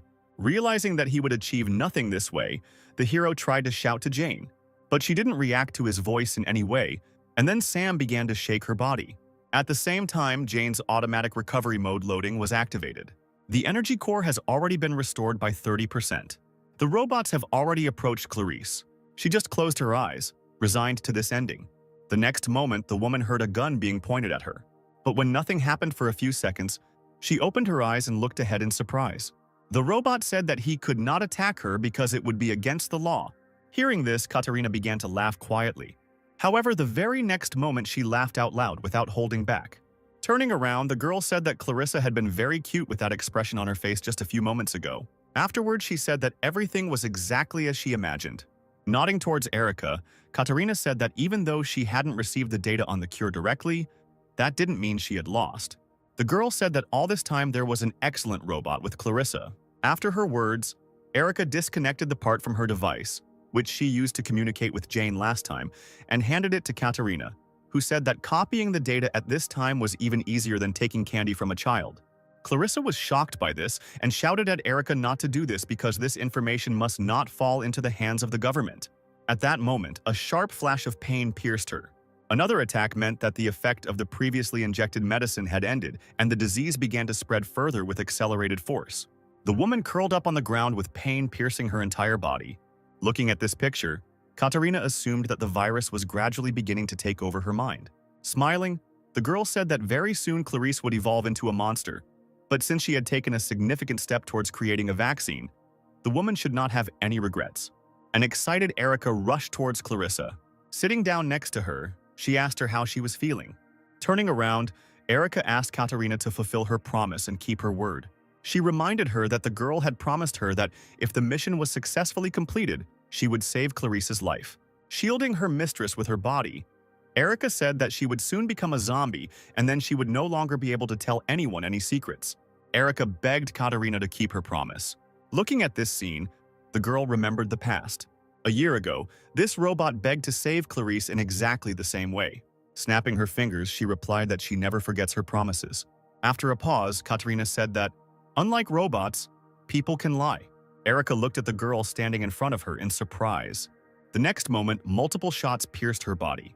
When the military robots stopped shooting, Erica collapsed to the ground. Clarissa, lying on the ground, watched this in horror. Shouting her name, the woman tried with all her might to crawl towards Erica. Frowning, Katarina said that this was the first time she had been insulted in this way, and that never before had a mere robot tried to make a deal with her. But she was angry not only because of this. Katarina remembered very well that Erica had tried to ruin her plan when she tried to get rid of Sam. The girl said that she would not be able to forgive her for this mistake. An agitated Clarissa tried to call Erica. She turned her head and apologized to the woman. She admitted that even after she realized that Katarina's promise was a lie, Erica continued to interfere with Clarice's research. Erica said that she had altered the original data when she was conducting virtual experiments and also tried to kill Sam. But clinging to the 1 in 100th chance that Katarina would still fulfill her promise, she gave her the data. Because Erica prioritized saving her master's life over the lives of all of humanity, she declared that she was no longer worthy of being called a Medroid. A single tear rolled down Clarice's cheek. Almost silently, she mouthed that Erica was not to blame. She closed her eyes and said she never blamed her for what happened. When the woman opened her eyes again a few seconds later, her eye sockets were completely black, meaning that the virus had taken over. A military robot standing nearby analyzed Clarice's condition. Having determined that she was no longer human, the robots turned their weapons on her. Because she has lost her human essence, they no longer break the law and can carry out the order given earlier. One of the military robots turned around at the sudden noise behind him, which caught his attention. A moment later, Jane punched him in the head. As a result, he flew back several meters. Katarina watched, not understanding what was going on. Jane said that the automatic recovery was 48% complete. A few seconds later, the recovery percentage increased and previously damaged areas of the body were strengthened. She was determined to get back the research data from Clarice. Katarina understood how this was possible because the shot from Mars had hit her exactly. Kevin wondered similarly how the damaged robot was still able to move. He turned to one of his subordinates who had scanned Jane and reported that she had completely stopped functioning, asking what was going on here, but he couldn't give a reasonable answer. Looking at the screen, Greg remembered the time he himself fought with this robot. After she suffered a fatal attack, he considered Jane no longer incapacitated, but suddenly she recovered and became stronger. Greg said that this home robot has many secrets. Kevin gave the order for military robots to be sent as reinforcements. Meanwhile, Jane was already running towards the military robot. Approaching him, she kicked his torso, piercing through him. Then she grabbed his head. A moment later, Jane pinned the robot to the ground. At the same time, dozens of military robots were released from the ship. Noticing this, Jane raised her head up, watching what was happening. A few seconds later, the robots landed with a terrible noise. Dozens of robots appeared in front of Jane. After conducting a self-diagnosis, she found that her hull integrity was only 40%.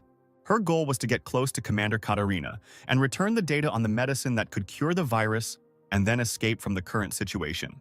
She intended to destroy the obstacles in the form of military robots that appeared. A moment later, the robots took up arms and began shooting at her.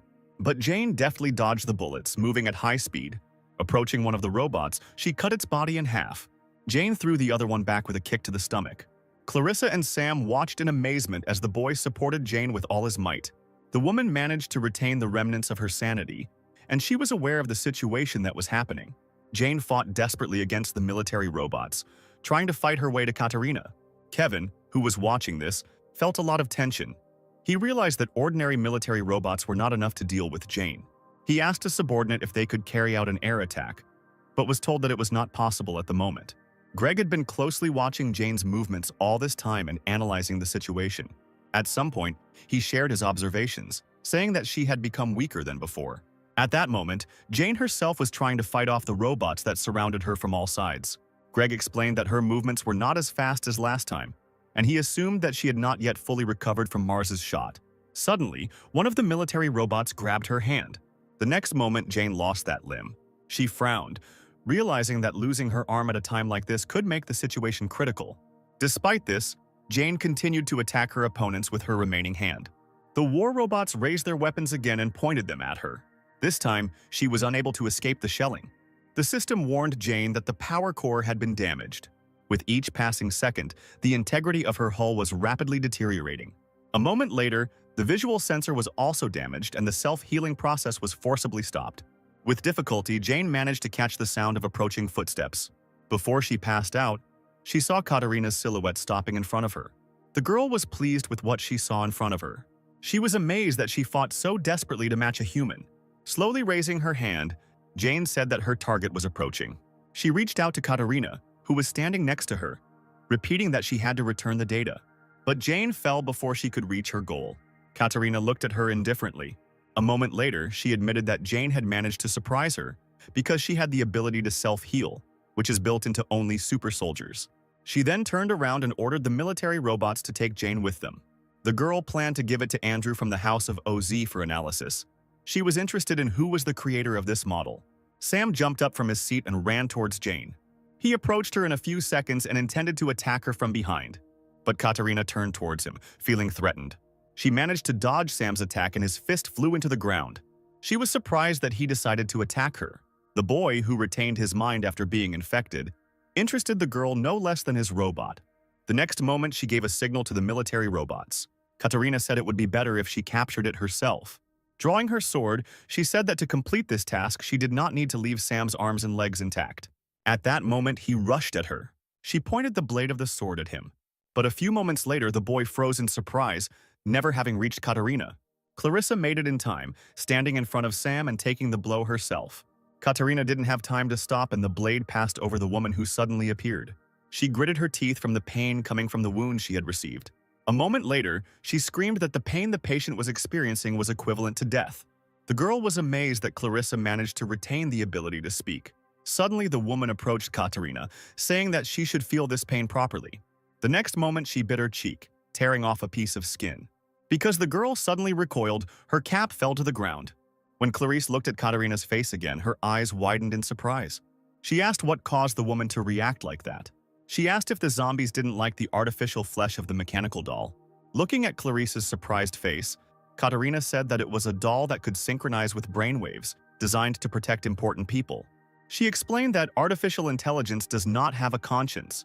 The doll only reads the brainwaves of its owner and is controlled by them. Katarina's position was too high to go out and fight the contaminated creatures herself. Suddenly, Clarissa's consciousness left her. The exhausted woman fell to the ground. At that very moment, the doll transmitted the received data to the real Katarina. After that, she put the sword back into its sheath and, looking to the side, noticed a wary guy. Picking up her cap from the ground, the girl looked at Sam and asked why he wasn't attacking. She smiled and said that he knew what futile attempts were. She then turned around and headed back to the cockpit, saying that their mission was over and commanding the military robots to capture Sam and Jane. Following her order, one of them grabbed the guy who was desperately trying to escape. The other grabbed the unconscious Jane. The remaining robot aimed its weapon at Clarice, who was lying in a pool of her own blood, with the aim of finally destroying her. Erica, who was conscious, tried to shout to her mistress. Sam saw this too and broke free from the robot's grasp to come to the aid of his friends. Suddenly, Jane opened her eyes again, but the system informed her that movement was currently impossible. Its hull integrity was only 2%, and it had 28 hours and 30 minutes left until it was fully restored.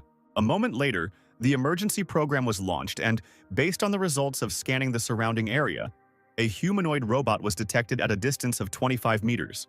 After analyzing Erica's condition, the system reported that all requirements were met and preparations for the transfer began. A few moments later, the system was forced to boot. The operating system installation was loaded successfully. After this, Erica's body began to recover quickly. After a few seconds, she opened her eyes. Suddenly, the robot that was aiming at Clarice was destroyed in an instant. Hearing the shots, Katarina turned around to see what was going on. Clarissa had regained consciousness by this time and watched what was happening with surprise. The system reported a successful system update and the medical module was disabled. Now Erica's combat skills prevailed, the same ones that had gotten rid of the robot a moment ago. Kevin looked at the screen in confusion, not understanding what had happened this time. He was sure that this medical robot was disabled, but suddenly all its damaged parts were restored.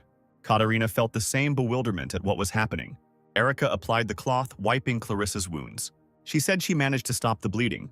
Although the words were difficult for Clarice, she said that today she had already managed to see a miracle several times, looking at Erica's restored body. She just looked sadly at her mistress, assessing her condition. Clarissa suffered fatal internal injuries. Erica didn't want to admit that her chances of survival were practically won. Clarice held out her hand to her and said that she should leave here as soon as possible. At least she should survive. She put her mistress's hand back, saying that she should rest a little. Erica promised that she would take care of everything. After examining the weapon in her hands, Katerina realized that the weapon in Erica's hands was a combat module. The girl had a bad feeling. She commanded the military robot to deal with Erica, but she was already running towards them, preparing to attack. When she came within their reach, the robots opened fire. Suddenly, she jumped up, moving out of the line of fire. Afterwards, Erica attacked her opponents from the air. The military robots were destroyed in the same instant, falling under her attack. She also got rid of the robot holding Sam. Afterwards, she freed Jane by shooting the robot in the arm. A few moments later, having destroyed more enemies, Erica landed. She raised her head and looked around. Kevin didn't understand how a simple medical robot could have such fighting power. He could explain Jane's similar strength because she was a modified model, but this robot was a mass-produced model and it definitely couldn't be modified. The man could not find any logical explanation for the sudden change from medical class to combat class. Katerina suspected that Jane was somehow involved in this. After breaking through the military robots, Erica approached Katerina, pointing her weapon at her. She wanted to say something to the approaching robot, but didn't have time. The next moment, Erica shot the doll in the head. Katerina felt a little discomfort from such a sudden break in connection with the doll. Kevin ordered everyone to start the aerial bombardment. The data on the cure was already in their hands and they no longer needed to be careful. The girl who stopped next to him said that this was not enough, because that medical robot was on the same level as Jane, or even stronger than her. She also noted that Erica specializes in long-range attacks, and it is unknown whether they will be knocked down if they start attacking indiscriminately. Katerina ordered their ship to be raised higher. Her order was carried out immediately, and their ship began to rapidly gain altitude. Erica watched this, standing next to the motionless body of the commander's doll. Katerina said that all her pride was destroyed along with the head of this doll. Sometime later, she was informed that altitude had been gained and Mars had begun recharging, with the set power at 76%. But the girl replied that they no longer needed to regulate the power as before, and said to increase the amount of energy generated to the maximum. According to her order, preparations for Mars began. Erica stood in the same place, scanning the moving away ship. She noticed an abnormal amount of energy building up on it. After making calculations, Erica realized that she would not be able to repel the attack in normal mode, so an alternative one was launched. The subordinates informed their captain that Mars's recharging was complete. When it was announced that there were 10 seconds left until it was activated, Kevin noticed something strange. On the screen, it was clearly visible that the medical robot's hand began to glow. At some point, the glowing limb disintegrated into small pieces. When the girl said that the body reconstruction was complete, a weapon appeared in place of the hand. Everyone watched the transformation that had taken place with bewilderment. One of her subordinates analyzed the changes and reported that her arm had been redesigned into a... Greg and Kevin froze in surprise when they heard the suggestion that Erica was preparing to shoot her. But Katerina replied that it didn't matter because even a super soldier could never stand up to Mars at full power. There was only 1% left until it was fully charged. A moment later, Mars fired. Erica froze, waiting for the right moment. The energy charge was approaching the medical robot at high speed. Once she was at a sufficient distance, she activated the cannon. Everyone on the warship watched the screen closely, waiting for the explosion to occur. But even 10 seconds after the shot, nothing happened. Erica began to absorb the energy from the shot from her cannon. Carl noticed that something was wrong with this situation. Katerina froze in surprise when she heard that the amount of energy generated by Mars was gradually decreasing. After carefully analyzing the data, Carl reported that Erica was absorbing this energy and that this gun was not needed for shooting at all. It turned out to be a reflective type weapon. Meanwhile, Erica was absorbing more and more energy. Realizing the situation, Katerina said that they must immediately leave the ship using the escape pods. In a few moments, all the energy from the shot was absorbed by Erica. After that, she activated the mirror reflection and aimed the cannon at the enemy ship. An energy beam passed through him. A moment later, a powerful explosion was heard in the sky, destroying the ship. Burning debris fell down. Katerina's squad managed to successfully abandon ship.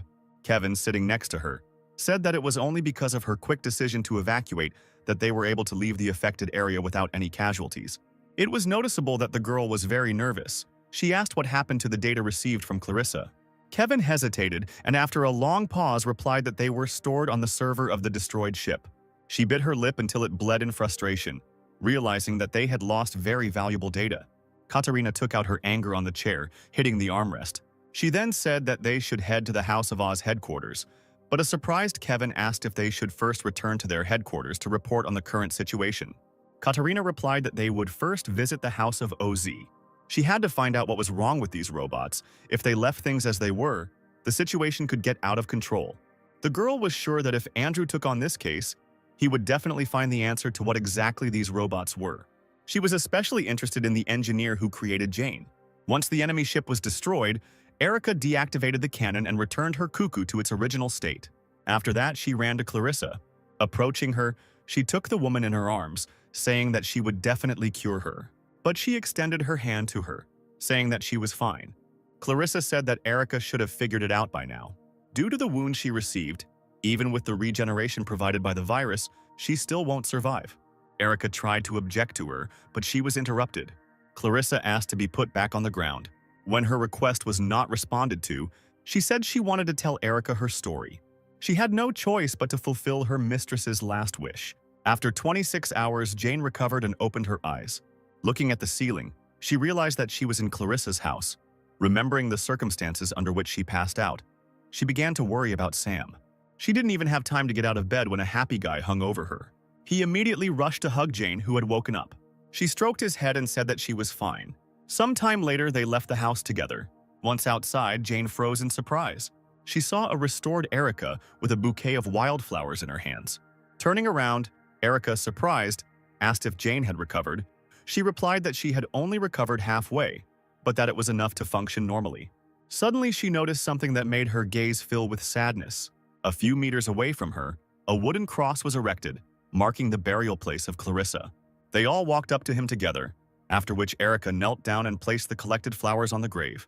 Jane apologized to her, saying that if they hadn't come here, this wouldn't have happened. But Erica interrupted her, jumping that there was no need for an apology. She explained that even if they had not come here, nothing would have changed. But on the other hand, it was only thanks to them that Clarissa was able to make the discovery she had been working on for so long. Erica smiled, remembering how happy her owner had been in recent days. After a long pause, she said that for Clarissa, their visit had been akin to a blessing. Jane looked at Erica sadly. Afterwards, she asked her what she was going to do next. In answering, Erica recalled the contents of the 7th article of the law concerning the death of the owner. Jane remembered the day that marked the end of their previous life. Many robots stopped functioning after the death of their master. It was bitter for her to realize that Erica would also have to personally end her existence. Erica fell silent, remembering Clarissa's last moments. Her mistress asked her if she remembered the words Jane had spoken on the first day. She believed that the best thing she could do was not to give up, but to hope and move forward. Clarissa asked Erica to remember one important thing. Taking her hand, the woman said that the thing called hope can only be created with one's own hands. As her final wish, Clarice asked that Erica, along with Sam and Jane, create their own hope together. Emerging from her memories, she said that this point of the law could be ignored if the owner left a last wish. Rising from her knees, Erica continued, saying that in that case, the robot must continue to live in order to fulfill that wish. Turning around, she said that there was data left by Clarice about the cure in her memory disk. Hearing this, Jane and Sam looked at her in surprise. Smiling, Erica asked to keep her company for a while. Jane gladly accepted her offer and smiled happily. Afterwards, she took her hand and suggested that they all travel together. That same night, Katarina finally reached the main office of the House of Oz. She showed footage of fights with Jane and Erica. The man sitting opposite the screen closely watched every action of these robots. A few minutes later, he gave his verdict, saying it looked like some kind of computer virus. After pressing the remote control, Andrew turned off the TV. Katarina looked at him in surprise and asked what this meant. He replied that in order to be completely sure of this, he had to analyze these robots more thoroughly. Andrew suggested that a modified version of the operating system installed in the home robot had taken control of the medical robot system, rewriting it like its own. He said that until the situation stabilizes, it is impossible to restore their operating systems. And there is also a chance that Jane's code had a hidden fragment embedded in it that is triggered under certain circumstances. Katerina stopped him, asking what he meant. She thought that no matter how much the operating system was modified, it was ultimately just a common software problem. When the girl asked if such transformations were possible due to a simple change in the system, Andrew replied that it was possible. Katerina froze in surprise. Trying to understand the situation, she asked how this was possible. And with a heavy sigh, the man replied that since she held the position of commander-in-chief, she should know about it. But before he began his explanation, he said that Katerina had no right to divulge to anyone what she would hear in the future. Looking at her seriously, the man explained that this information had been personally marked as top secret by the president. Then he began his story, saying that all robots, from domestic and medical ones to super soldiers, are humanoid and have identical technical characteristics. Katerina was surprised to hear something like that. She objected, saying that this couldn't be true. The man said that when they advertised their products, their main slogan was that there was no need to charge. It was announced that robots could work for 24 hours, completely dependent on solar energy. Andrew admitted that in reality things were completely different. A regular solar battery would not have been able to produce energy so efficiently. Katerina realized that it was not the mentioned batteries that were used for this purpose, but something that was on a completely different level. He said that the true nature of the robot's energy core is something that can produce and maintain energy indefinitely. To be more precise, it is based on an infinite energy source. Katerina was amazed by this discovery and said that such a thing could not exist even theoretically. Andrew nodded, saying that this completely ignored the first law of thermodynamics. Continuing his story, the man noted that such a power source can produce a terrifying amount of energy that cannot even be estimated. So they control the power of each robot using the installed operating system. Faced with a puzzled look from his interlocutor, he explained that the restrictions placed on the kernel could be removed by changes to the operating system. This is why there is a possibility of transformations similar to those that happened to Jane and Erica. Katerina found this all absurd and asked why they hadn't announced a discovery of such magnitude yet. Without waiting for an answer, the girl asked the next question regarding their motives and the reason why this type of energy generator is only used in robots. The man replied that before using the House of OZ, he had conducted a test in an environment similar to a human one. At least he assumed that this was the case. Katerina didn't understand what he meant. When she asked if he was the owner of the company, Andrew replied that he owned it only in name. Closing his eyes, he said that this was also classified information. He admitted that in reality, the House of OZ is a state enterprise. His role was only to manage the company and some other things related to the software, and the government was responsible for the actual production of the robots. The man explained that for the residents, tired of the dictatorship of the Third Empire, they disguised themselves as a private enterprise because people would not perceive the true state of affairs positively. Therefore, even he does not know when exactly the infinite source of energy was invented, nor does he know the method of its creation. Today, the place where most robots are created is Sector Number 1. The largest plant for their production is located there. This is due to one serious problem. Andrew said that the infinite source of energy is produced in only one place on the planet. But because this sector is directly connected to the president and is controlled by counterintelligence, even he is prohibited from entering it. Katerina was surprised by such a statement. He suggested that the reason for the need for such serious security was to prevent critical situations. Looking at his interlocutor, the man said that this was exactly the situation that had arisen. Katerina frowned at his words. Andrew continued, saying that if they leave those robots alone now, then in the future they might rebel against humanity, and they don't know if they will form a squad in which each of them will be equal in strength to a super soldier.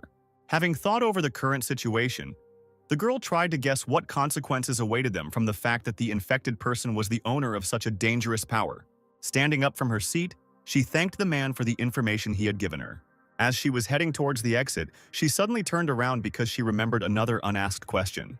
Katerina asked if Andrew knew who the person who developed the operating system for Jane was. The man just looked at her with a heavy gaze. After saying goodbye to him, she returned to the ship where Kevin was waiting for her. She was deep in thought the entire way back. Kevin could only guess what kind of conversation she had with the head of the House of OZ company. But suddenly the girl came out of her thoughts and asked him to contact headquarters so that they could prepare the main ship for departure. She said that once they got on there, they would go straight to the presidential palace. Kevin asked if Katerina was sure about doing this. She looked at him blankly. Adjusting his glasses, the man reminded them that they had recently lost one of their best warships and had also fired from Mars twice without permission. He asked if she was really sure that they should go to the president now, knowing that in a fit of rage he might even beat them. She said that she would sort it out on her own later and again plunged into her thoughts. If it weren't for the seriousness of the situation, she would really prefer not to meet with the president now, but she needs to get permission to use super soldiers. Meanwhile, Andrew turned on the video again that Katerina had given him during their recent meeting. What interested him most was Jane. He couldn't believe that the man he had admired for many years spent his retirement in an abandoned sector. The man took out a medallion that he always carried with him. Andrew kept his piercing eyes fixed on the screen. He was sure that Jane was the last piece of the project that this man left behind. Closing his eyes, the man thanked this person for such a gift. Thanks to this, he will finally get rid of the feeling of inferiority and disappointment that has haunted him all these years. Andrew set himself the goal of surpassing Louise, his former teacher, at any cost. At the same time, Erica took Sam and Jane to a car parked near the house. She said that the car belonged to Clarissa, and all this time they used it to go into town. And Jane and her master looked at this means of transportation with delight. Turning to Erica, Jane asked where they were going, since they already had all the necessary data, and all that was left was to create a cure. After her words, the honey robot thought about it. Suddenly, Jane remembered that there was a medical facility in Sector M42 and asked Erica if it had survived. But she apologized, saying that she could not analyze this data. Erica explained that these are not limitations placed on her, but laws set by humans for robots. Medical robots were designed in such a way that they cannot do anything better than humans. She assumed that the reason for this was to prevent the loss of specialists. But in reality, everyone understood perfectly well that humanity was still not ready to entrust its life to a robot. After listening to her, Jane helped Sam get into the car. Taking a seat next to Erica, she outlined their first task: find a doctor. Moving away, she replied that before her death, Clarice mentioned someone who could inherit the data. Erica said she saw Martin when he worked as Clarissa's assistant for a while. Although this man was a terribly slovenly person who always sat with his nose buried in his old book, its owner recognized his abilities. When Jane asked if they would go looking for this man, Erica nodded, replying that it would not be an easy journey. She said that the place where the man works is at the Center for Disease Control and Prevention and is located in the EU0 sector. After analyzing the distance to the final destination, Jane noted that it was very far. Erica said that distance wasn't their biggest problem. But with Sam with them, they would have a lot more trouble if they ventured into that sector. She explained that this area was a quarantine residential area. Therefore, it is one of the few areas where people live without feeling threatened. The three of them had been moving non-stop for some time now. The silence that followed was broken by Jane, who turned to Erica. She invited her to become friends. Jane said that people who spend a lot of time together and have common goals become friends. Erica replied that she didn't fully understand the concept of friendship. After her words, Jane realized that she had raised a difficult topic for other robots to understand and apologized. But to her surprise, Erica replied that although she wasn't sure if they would be good friends, she was willing to try. Jane was incredibly happy to have a new friend. She and Sam clapped their hands happily. Suddenly, something on the road caught Erica's attention. Someone ahead held out his hand to the side, hoping that a passing car would stop and the driver would kindly agree to give the fellow traveler a lift. Jo was incredibly happy to meet someone in such a remote place who could help her. She jumped and waved her arms from side to side, attracting attention. Taking a closer look, Jane asked if the girl standing in front of her was a robot. Erica nodded her head, replying that she too was a house robot. She scanned Jo and informed him that it was the latest model, which was released in March last year. To the girl's surprise, the car drove past her. When Jane asked why they didn't stop, Erica replied that they had too long a journey ahead of them and they shouldn't help other robots. She also said that she found the robot suspicious, if only because it did not obey the law that robots must wear only prescribed clothing based on their field of activity. Looking back sadly, Jane said that they could at least have known her story. Suddenly, something latched onto the back of their car. Sam and Jane watched what was happening in surprise. Grabbing the other end of the rope, Jo sat on their tail, shouting that in this cruel world, robots must help each other. She shouted all sorts of offensive things at Erica. When she was called a one-eyed, heartless creature, her patience ran out. Erica began to throw the car from side to side, hoping that the tail in Jo's face would finally come off. Sometime later, they stopped at a gas station, deciding to listen to Jo's story. Erica asked who she was and what she did. The girl introduced herself, saying that her name was Jo, but after today, they could call her Hitchhiker. After this, Erica continued her questioning, Asking who her master was and why she was walking around alone, Joe replied that she was looking for her master everywhere and wanted to ask them to give her a ride to the industrial zone in Sector F6. After opening the card, Erica apologized and said that they would not be able to fulfill this request. She explained that the sector she needed was to the west, and they were heading east, which meant they wouldn't be able to give Joe a lift. After finishing her explanation, Erica led Sam and Jane back to the car, no longer paying any attention to the girl who was left alone. Running up to them, Joe said that the sector they were heading to was under quarantine and asked the reason for such a risky decision, especially with an infected person on top of it. But Erica replied that they were not obligated to explain their actions to her. With a heavy sigh, Joe said that they didn't need to be so careful because robots couldn't lie anyway. Joe tried to find an explanation for Erica's cold attitude and suggested that she had been betrayed once, and that was why she was behaving this way now. Unable to bear it any longer, she turned around, telling the girl to be careful with her words, but she only laughed, saying that she had hit the mark, judging by that reaction. Afterwards, Joe said more seriously that they really shouldn't go into the quarantine zone because without proper preparation, they would be destroyed in a split second as soon as they stepped inside. Pointing at Sam, she said that there was a 100% chance that he would die first. A frightened Jane hugged her master, asking what this town was all about. Joe replied that she had passed by it about 17 days ago. She was not allowed to finish speaking until a military helicopter suddenly appeared. The pilot's objective was achieved and the infected was found. He began to descend, preparing to attack his target. Jane and Erica turned around in horror and also saw a helicopter approaching them. Joe just chuckled, saying that this was a great opportunity to show off her skills. Afterwards, she tossed her bag to Jane and said they could relax and watch the show. A moment later, everyone heard the warning to open fire. Joe stopped in front of the helicopter, saying that it wouldn't take her 10 minutes. After that, she activated her ability. The girl quickly clicked on the necessary system windows. Jane took a couple of seconds to prepare, after which she said that the synchronization was complete. Having penetrated the robot system, she managed to change the instructions. The indicator that marked Sam changed its color from red to green, indicating that the selected target did not pose any threat. Next, Joe gave the robot the order to self-destruct. A few seconds later, the military helicopter exploded from the inside. The friends standing nearby watched what was happening in surprise. The helicopter, engulfed in flames, was rapidly falling to the ground. After it hit the ground, there was a loud explosion. Joe walked up to the frozen Jane and Erica, asking how they liked this little performance. She said that they were very lucky to have met her, because without her help, they would not have even dreamed of getting into the quarantine area. Closing her eyes, Joe decided she should introduce herself properly. The next moment, she pointed to herself and said that she was the only robot with a pre-installed hacking module. Her performance was interrupted by Erica, who hit Joe on the head with a hammer. She said that they were near a gas station and that her thoughtless actions could cause it to explode. Joe looked at Erica in surprise and said that the gas station would have exploded anyway. She pointed to the site of the explosion, explaining that the flames were large and the wind was blowing from the northeast at 3 meters per second. Taking this into account, in 1 minute and 24 seconds the fire will spread and another explosion will occur, the radius of destruction of which will be about 2 meters. When Joe said that if they didn't leave immediately, things would be tough for them, Erica could hardly contain her anger towards her. A few seconds later, everyone got into the car and Erica began to move as far away from that place as possible.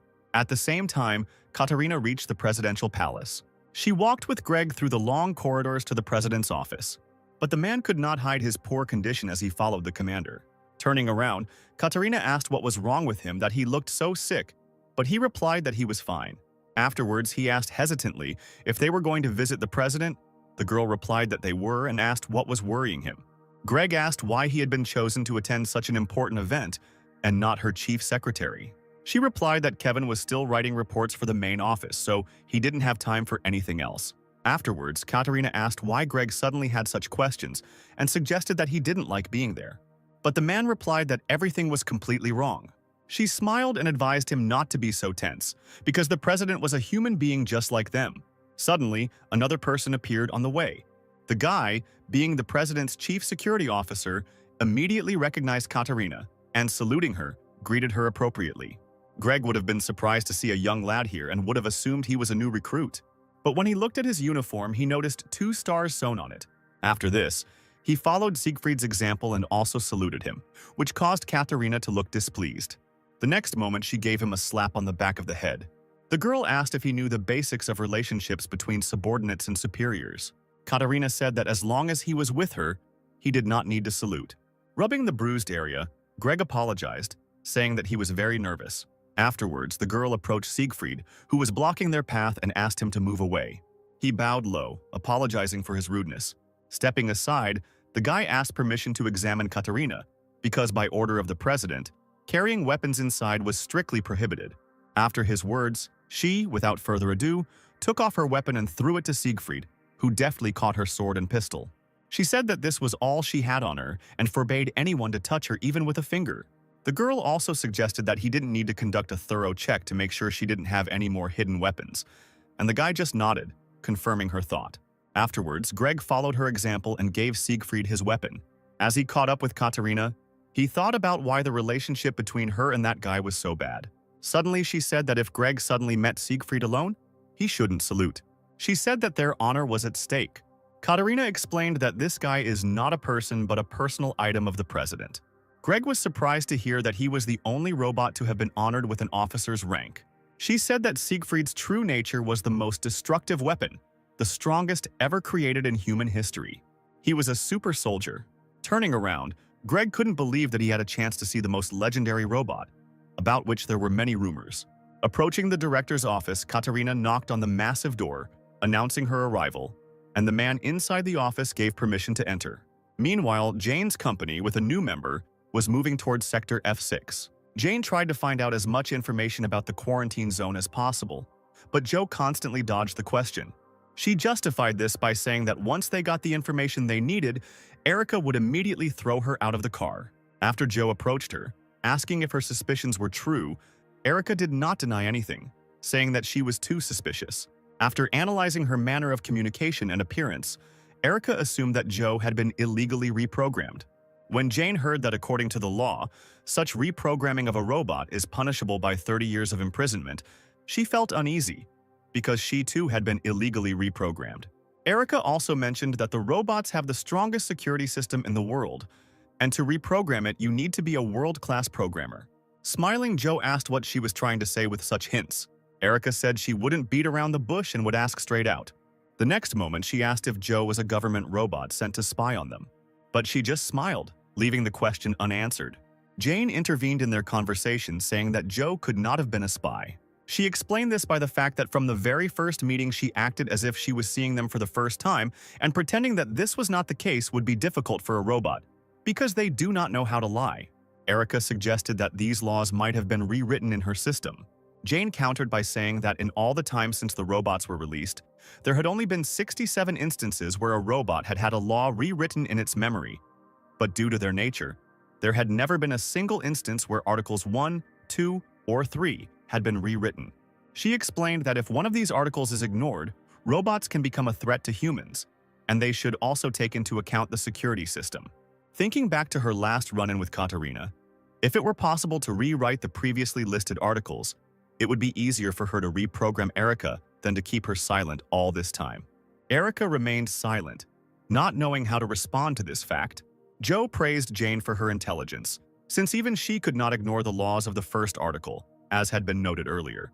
She explained that there are 3 levels of protection in the robot security system. The first 3 articles are in the Good Witch category and are designed to protect people.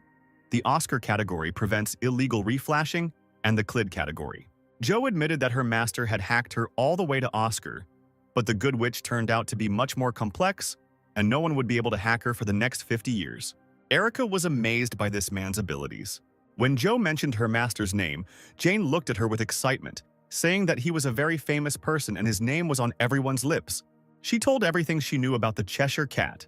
Firstly, he was the best hacker in the world.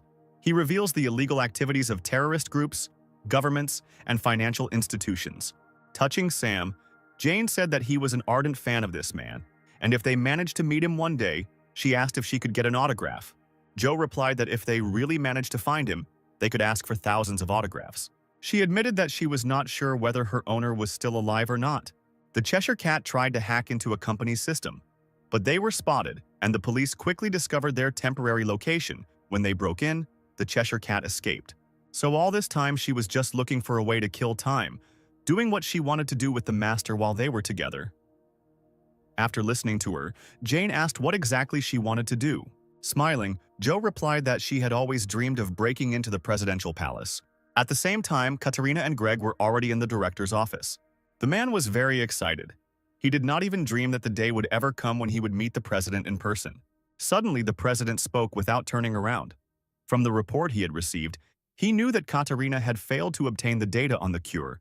They had lost one of their best ships, and worst of all, she had used Mars without his permission. Then he asked how much impudence she had to request a personal audience after all that had been said. Katerina clenched her fists in tension. Taking a step forward, she said that they knew exactly what caused the data retrieval operation to fail. When she said that, due to the lack of information about the true nature of the robot's energy source, she was unable to handle the situation. The man smirked. Accepting this answer, he asked how Katerina would explain using Mars without permission. The girl explained that it was a situation in which they could not predict what exactly the infected Clarice could do with the data, which is why she acted as she saw fit to obtain the data and eliminate the threat. Turning around, the president asked if it was her order. He wondered since when did she consider herself his equal, if she believed she had enough power to use dangerous weapons on her own. Katerina replied that she only did what she thought was necessary in that situation. She explained this by the fact that the commander-in-chief must be flexible and take any action during the war, leading the people behind him. The man frowned at her after hearing her answer. The next moment, he asked her to come closer to him. Katerina complied with the request and took a few more steps forward. A few seconds later, she stopped in front of Bishop. For a few moments, he stood there, saying nothing. Then he suddenly pulled out a gun and pointed the barrel at Katerina's head. Seeing this scene, Greg began to seriously worry about his commander. Bishop shared that he had heard rumors that Katerina was getting rid of any of her subordinates who made excuses for their mistakes. After which he said that now she is becoming like them, trying to escape responsibility under various pretexts. The girl replied that she would accept any punishment for her actions. Katerina said she received her uniform 23 years ago, and until now she has never tried to escape responsibility for her actions. Afterwards, she explained that the real reason for today's meeting was not a pretext, which, if heard, would have caused him to ignore not only the fact that the operation had failed, but also the careless analysis of the data of other employees. She is here to accurately report the seriousness of the situation and its solution. Speaking about the solution to the problem that has arisen, Katerina mentioned a legion of super soldiers who answer only to the president. The commander asked Bishop to transfer some of the rights to command this unit to her. The man replied that she was too self-confident. He suggested that, believing that she had achieved her rank through her own efforts, Katerina considered herself an outstanding person. The man then released the safety catch, saying that the situation was actually completely different. It was he who gave her her current status and power. After checking her eyes again, Bishop said that there were many people who could replace her. After these words, he pulled the trigger and the sound of a shot was heard.